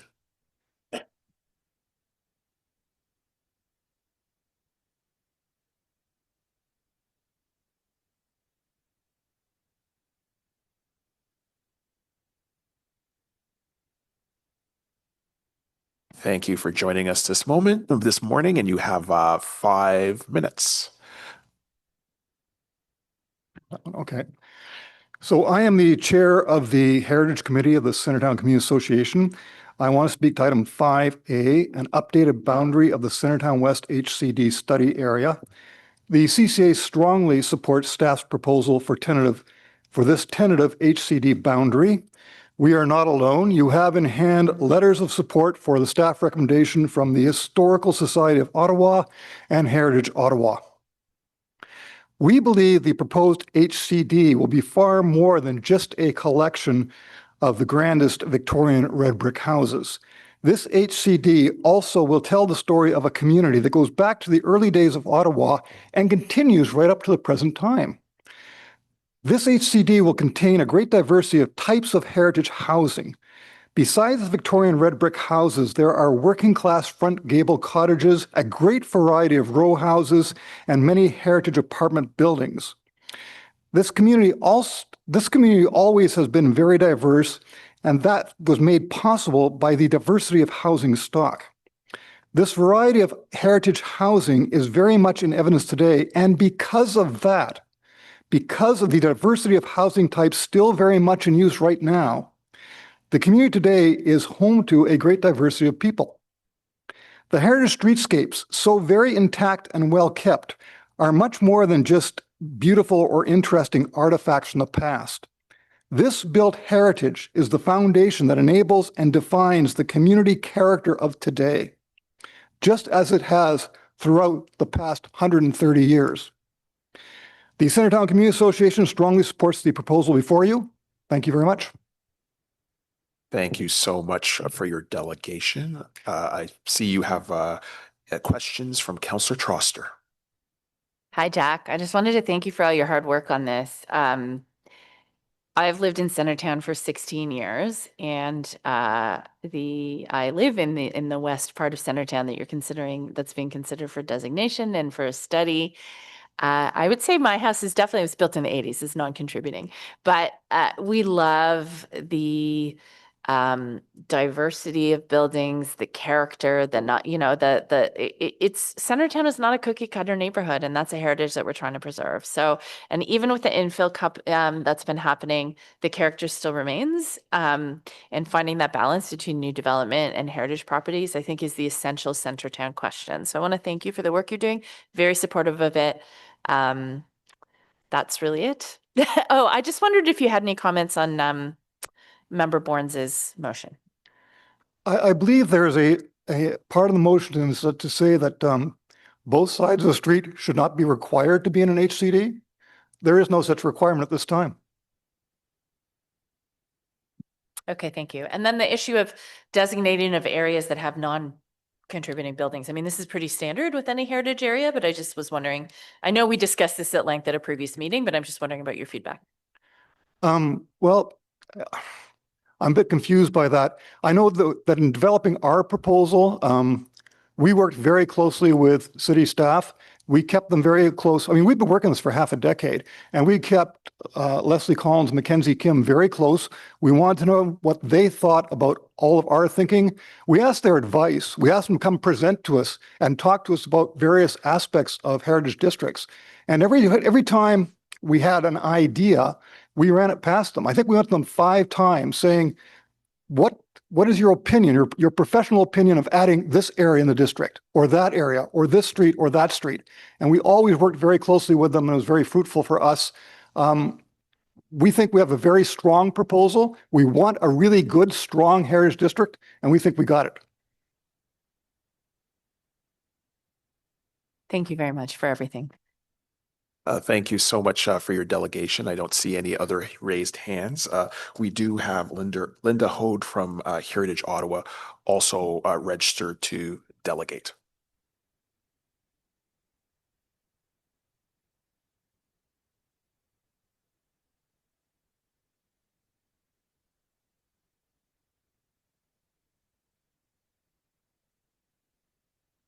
Thank you for joining us. You have 5 minutes. Thank you. Good morning. Nice to see you all. I wanted to add Heritage Ottawa's thanks to the staff for the work they have done over the past number of years under considerable pressure, and for this very thorough report, which outlines what they have done and what we're facing in the future. And that's really why I'm here. It's pretty terrifying when you read what we're losing.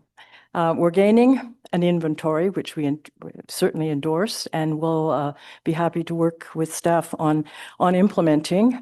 I'm particularly interested in the public access to the inventory via the various, what do we call them, online resources that were mentioned in the report. I'm a big fan, as you may know, of Geo Ottawa. Apparently, I'm the only one who uses Geo Ottawa in the whole, at least for heritage in the city of Ottawa, but I will not back down. In fact, I think there's new information available recently. Somebody's been working on it.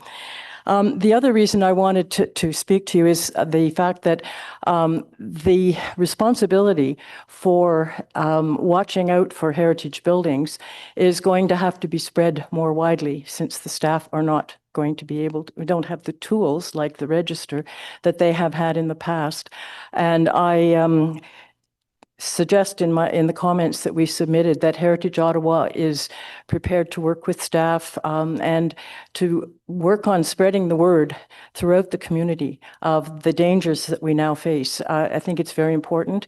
We will probably have to contact staff and figure out how is this information going to be pushed out there. We'll be relying also on the members of the Built Heritage Committee and councillors as well who are concerned about heritage in their communities.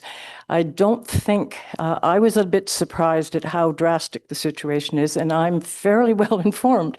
So I think there are a lot of people out there who are going to find this very shocking. And we do need to, I think people are supportive of heritage. I think we need to work with the communities, with other organizations, to try to rally support and indicate to people how they can best preserve the heritage in their communities. Thank you. Councillor Trostner. Thank you for being here, for being such an incredible guardian of our heritage. I'm going to ask you a question I'm going to ask staff, because staff were operating with a loophole that's now been closed. So they removed a whole bunch of properties from the list that apparently cannot be re-added now, correct? I see Leslie nodding her head. Are there ones that you're concerned about that were removed in, you know, I'm concerned about the situation that we removed them thinking we can add them back, and now there's no chance to add them back. Do you Just make sure you have your mic. They will go on the inventory, I assume, which at least means that there is a list that people can look. It's not the same, but information about what buildings the city has picked on or has established value, and to have access to the information that they've already gathered, and there's a lot of it. I mean, I have used Geo Ottawa to check on the Hintonburg properties. It's very helpful, and it's a good start to a request for designation or other means of preserving and protecting our heritage. But it's definitely not what we've been used to. No, it's pretty wild. It's a pretty wild change in policy, as we're seeing from this provincial government on many different files. So I want to thank you for your work, and I also want to thank my community association because they were able to come forward with a list of priority properties that they wanted to see designated, and that really helped staff with their work. So to maybe ignite the power of community associations to be really watching and communicating with staff to on priority properties, I think could be a good strategy. But again, it's relying on volunteers to do this work. And I'm very thankful that you do it. And it's really a shame that you need to. So thank you so much. Thank you.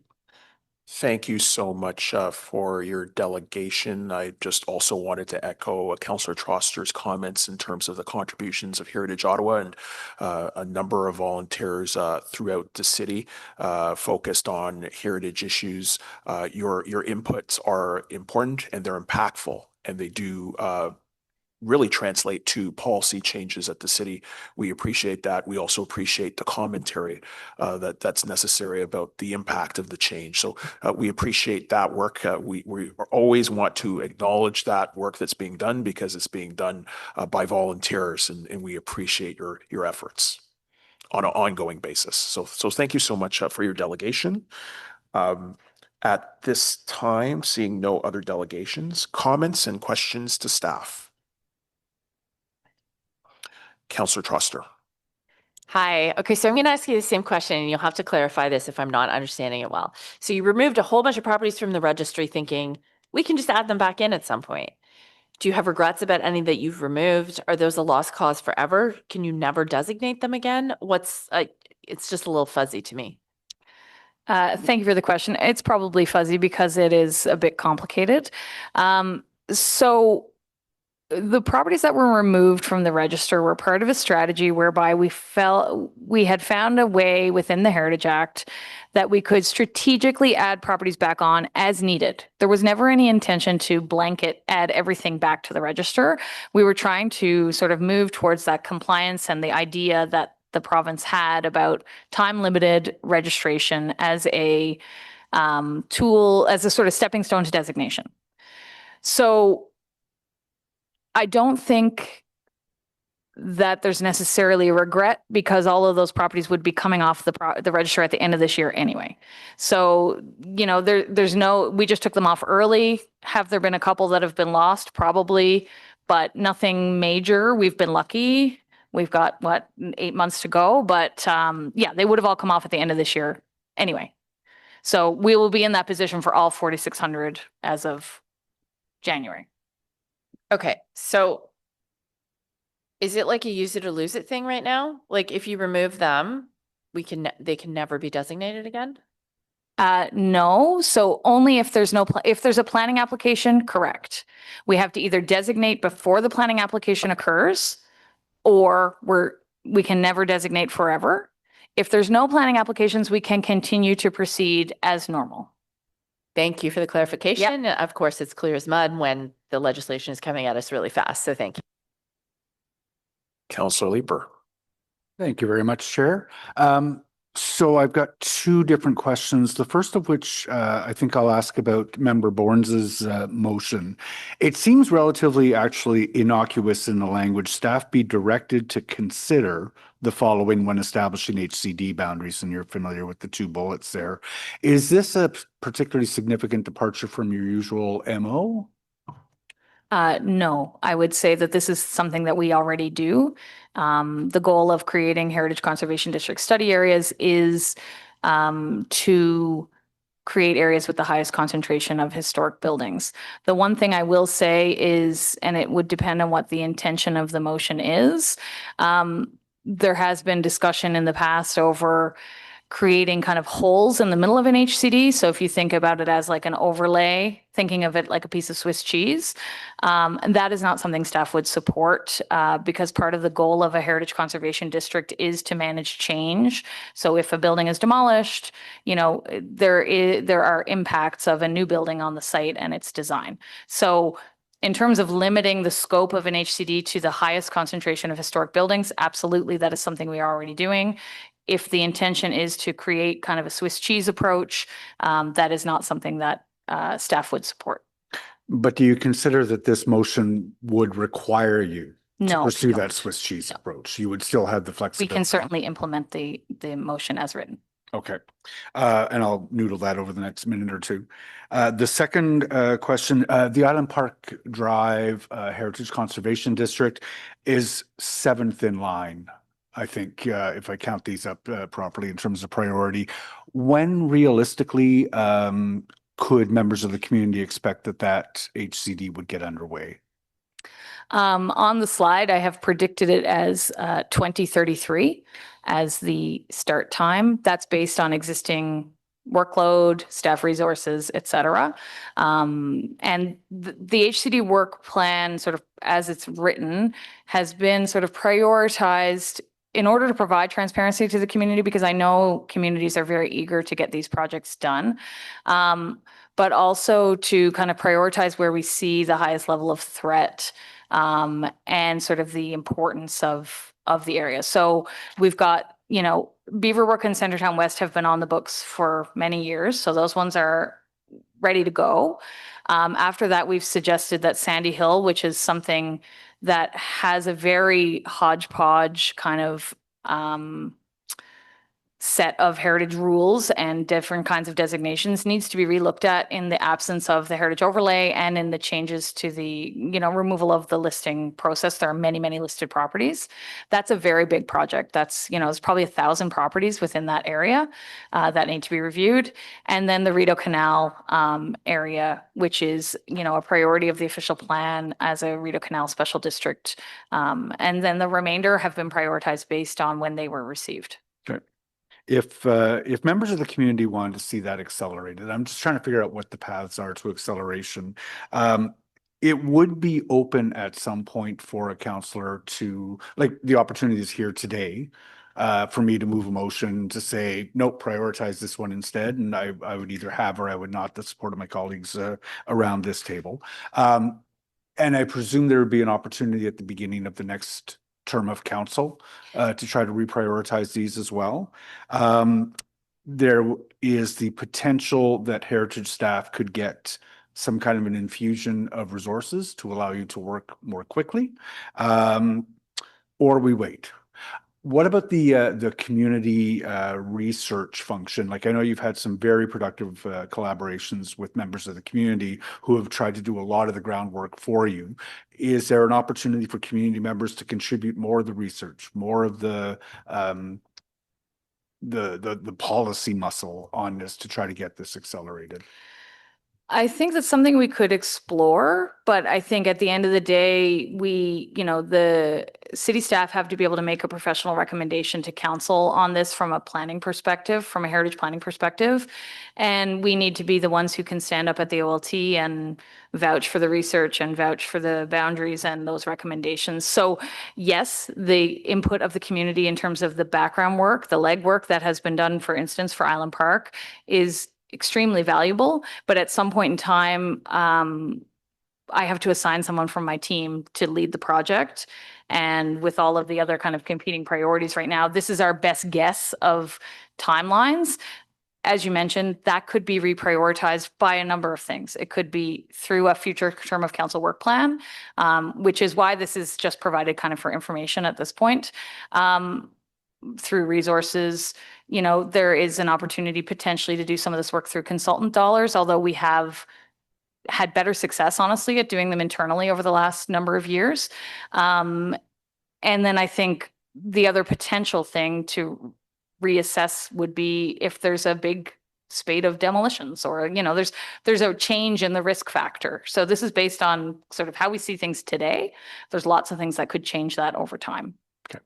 It's I know the news will be disappointing to some of the advocates for that Island Park HCD.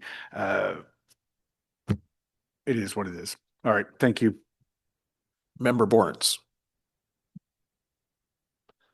Thanks very much. I understand why the Centertown heritage area couldn't be re-examined, given the the provincial approach to heritage conservation, and so adjusting the boundaries of that was was problematic. If we look at future ones, when we look at developments that have been developed in the 70s, the 80s, 90s, and they're individually owned by condominium corporations and so on, why would we include those in a heritage zone, and how might we treat the applications? The Ontario Heritage Toolkit is published by the province of Ontario, the Ministry of Culture, and it talks about what the goal, what a heritage conservation district is and why you would do it and how you establish boundaries. And so the boundaries are established for a heritage conservation district through that rigorous study. So the boundary that we have in front of the committee today for Centertown West is a boundary for the study. It wouldn't necessarily be the same boundary that would come forward for an HCD down the road. But the main reason to go specifically to your question, the toolkit says, a heritage district may be comprised of a concentration of historic buildings, but it may also include more contemporary buildings. And those buildings, we would assess them through the study process, determine what their value is. If they have no value, they may be assigned as non-contributing. But we know that buildings get demolished. We know that sites get redeveloped. We know that there's fires. We know that, for various reasons, things change. And that's good. We want things to change. The goal of an HCD is to manage that change, to ensure that the concentration of historic buildings that give an area its special character, despite maybe a 1970s apartment building that maybe isn't part of that story, that character is maintained to the best of our ability. And so they would be treated, I would say, more loosely in terms of demolition, if somebody were to propose demolition or alteration. But we include guidance for property owners and for committee and council to look to in ensuring that any changes to the properties are compatible with the overall established, defined, council-approved character and heritage attributes of the district. So that's why these things are approved by council in terms of what is the character. We define the character in an HCD. And if a property doesn't meet the character, then maybe it can be demolished. But what goes in its place could detrimentally affect the kind of established character that council has. What if somebody just wanted to paint the woodwork on? We don't regulate paint color. And windows? It's hard to speak to a hypothetical heritage conservation district plan. We have to study the area and determine because every plan has different policies. In some plans, yes, we do regulate windows even in non-contributing buildings, simply because in a low-rise residential neighborhood, the window choices could impact the character of the neighborhood. In a more urban neighborhood, I'd say, like Centertown, we have excluded things like windows from non-contributing buildings in terms of its regulation. So it really is, it's highly dependent on the proposed district. Thank you. Thank you so much. Are there any other comments or questions? Seeing none, I'd like to exercise my own prerogative as chair to speak to both motions that are before us before we proceed to a vote. I must say I have significant concerns about the Borns member that is before us. and I will definitely put that on record. I want to acknowledge the intent behind Member Bourne's motion, ensuring that the heritage conservation districts reflect genuine heritage value is a goal I believe we all share. However, I can't support this motion as written, and I really do want to explain why. The motion's framing that HCDs should include only significant groupings of historic buildings, in my estimation, and I think we heard that also from staff, misunderstands the fundamental purpose of Heritage Conservation District designation under Part 5 of the Ontario Heritage Act. HCDs are not simply collections of individual significant buildings. They protect the character of a place, the streetscape, the rhythm of development, the spatial relationships between properties. A non-heritage building within a district boundary may be entirely unremarkable on its own, and yet contribute critically to the scale, massing, and continuity of a heritage area. Excluding it doesn't simplify the district, it undermines it. I'm particularly troubled by the second bullet, which would allow staff to exclude the opposite sides of a street from HCD where those properties don't individually meet heritage qualifications. Streets are experienced as a whole. A heritage streetscape doesn't exist only on one sidewalk. The visual relationship between both sides of a street, sightlines, massing, and the sense of enclosure is central to why we designate areas in the first place. Allowing asymmetric boundaries as a matter of policy would set a troubling precedent and could leave heritage areas visually exposed to incompatible development on the opposing frontage.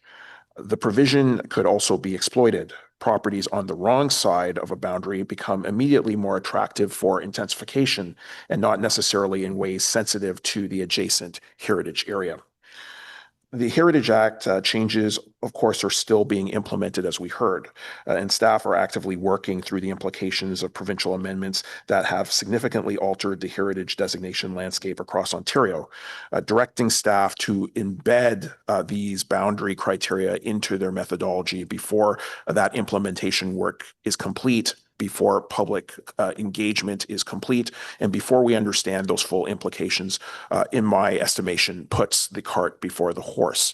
It's also very important to understand the impacts of present consultation exercises that have been undertaken.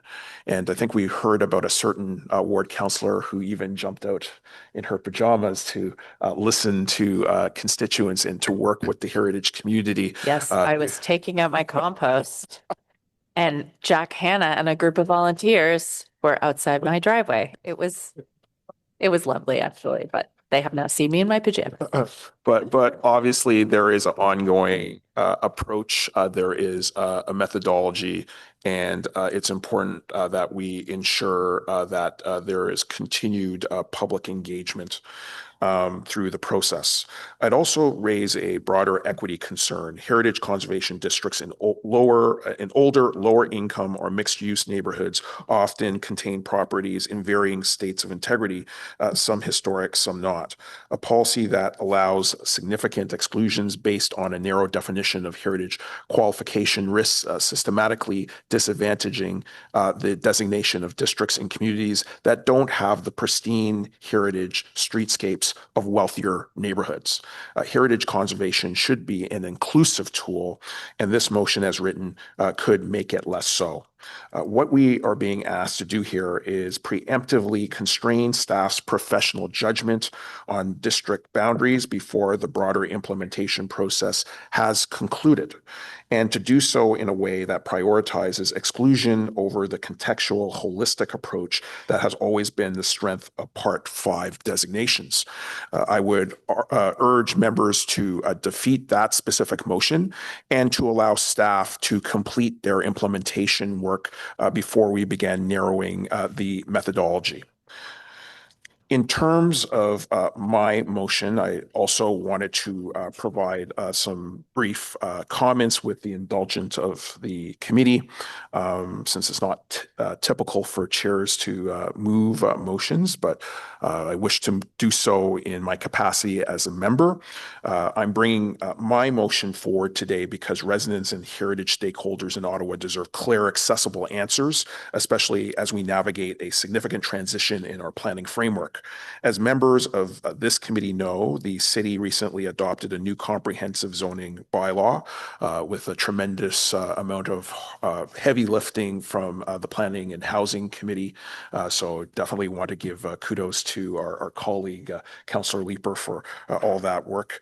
And with it came important changes to how heritage areas are governed, including the removal of the former heritage overlay. Heritage conservation districts remain governed by their approved HCD plans under Part 5 of the Ontario Heritage Act. That hasn't changed, but what has changed is the broader planning context those plans now operate within, and that's created understandable confusion.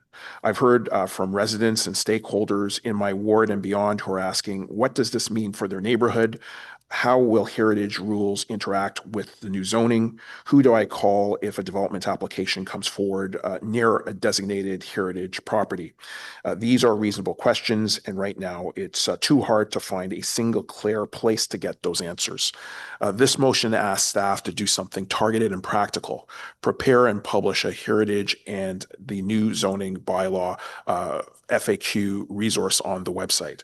At minimum, the FAQ would address three things: how HCD plans continue to govern heritage-sensitive form and character, and how they operate alongside the new zoning provisions, the internal review processes staff follow when development applications are submitted within HCDs, and what residents can expect in terms of notification, transparency, and opportunities for public input. And finally, the motion asks that once complete, staff circulate that document back to this committee so that we can see it, evaluate it, and ensure it's doing a good job. Heritage districts work best when people understand the rules and trust the process. Transparency isn't a luxury, it's foundational to public confidence in heritage conservation. I believe this is a low-cost, high-value step. We're not asking for a policy overhaul. We're asking for a plain language document that helps residents understand how the system works. And that's a reasonable expectation, and it's one I hope that this committee can help deliver. So I will be asking committee support on the motion that I am recommending. I believe there are two items before us. The motion from Member Bournes, recorded vote, please. Member Quinn, No. Councillor Kelly, No. Councillor Truster, No. Member Legault, No. Councillor Leeper, No. Member Bournes, Yes. Vice Chair Plant, No. and Chair King. No. 7 nays, 1 yay. And then on the King motion, does that require a recorded vote or? Carried. Carried. Thank you so much. So this item, as amended, will be submitted to council on April 22nd, 2026. Okay. No, we need to vote on the item. Oh, sorry. And yes, sorry about that. We do need to vote on the report as amended. Carried. Thank you so much. So the report will be submitted to council on April 22nd, 2026. There are no in-camera items. Are there any notices of motion? Seeing none, are there any inquiries? Seeing none, is there any other business?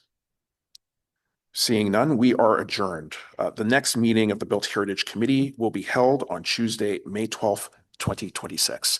Thank you so much, everybody. Thank you, Chair and staff.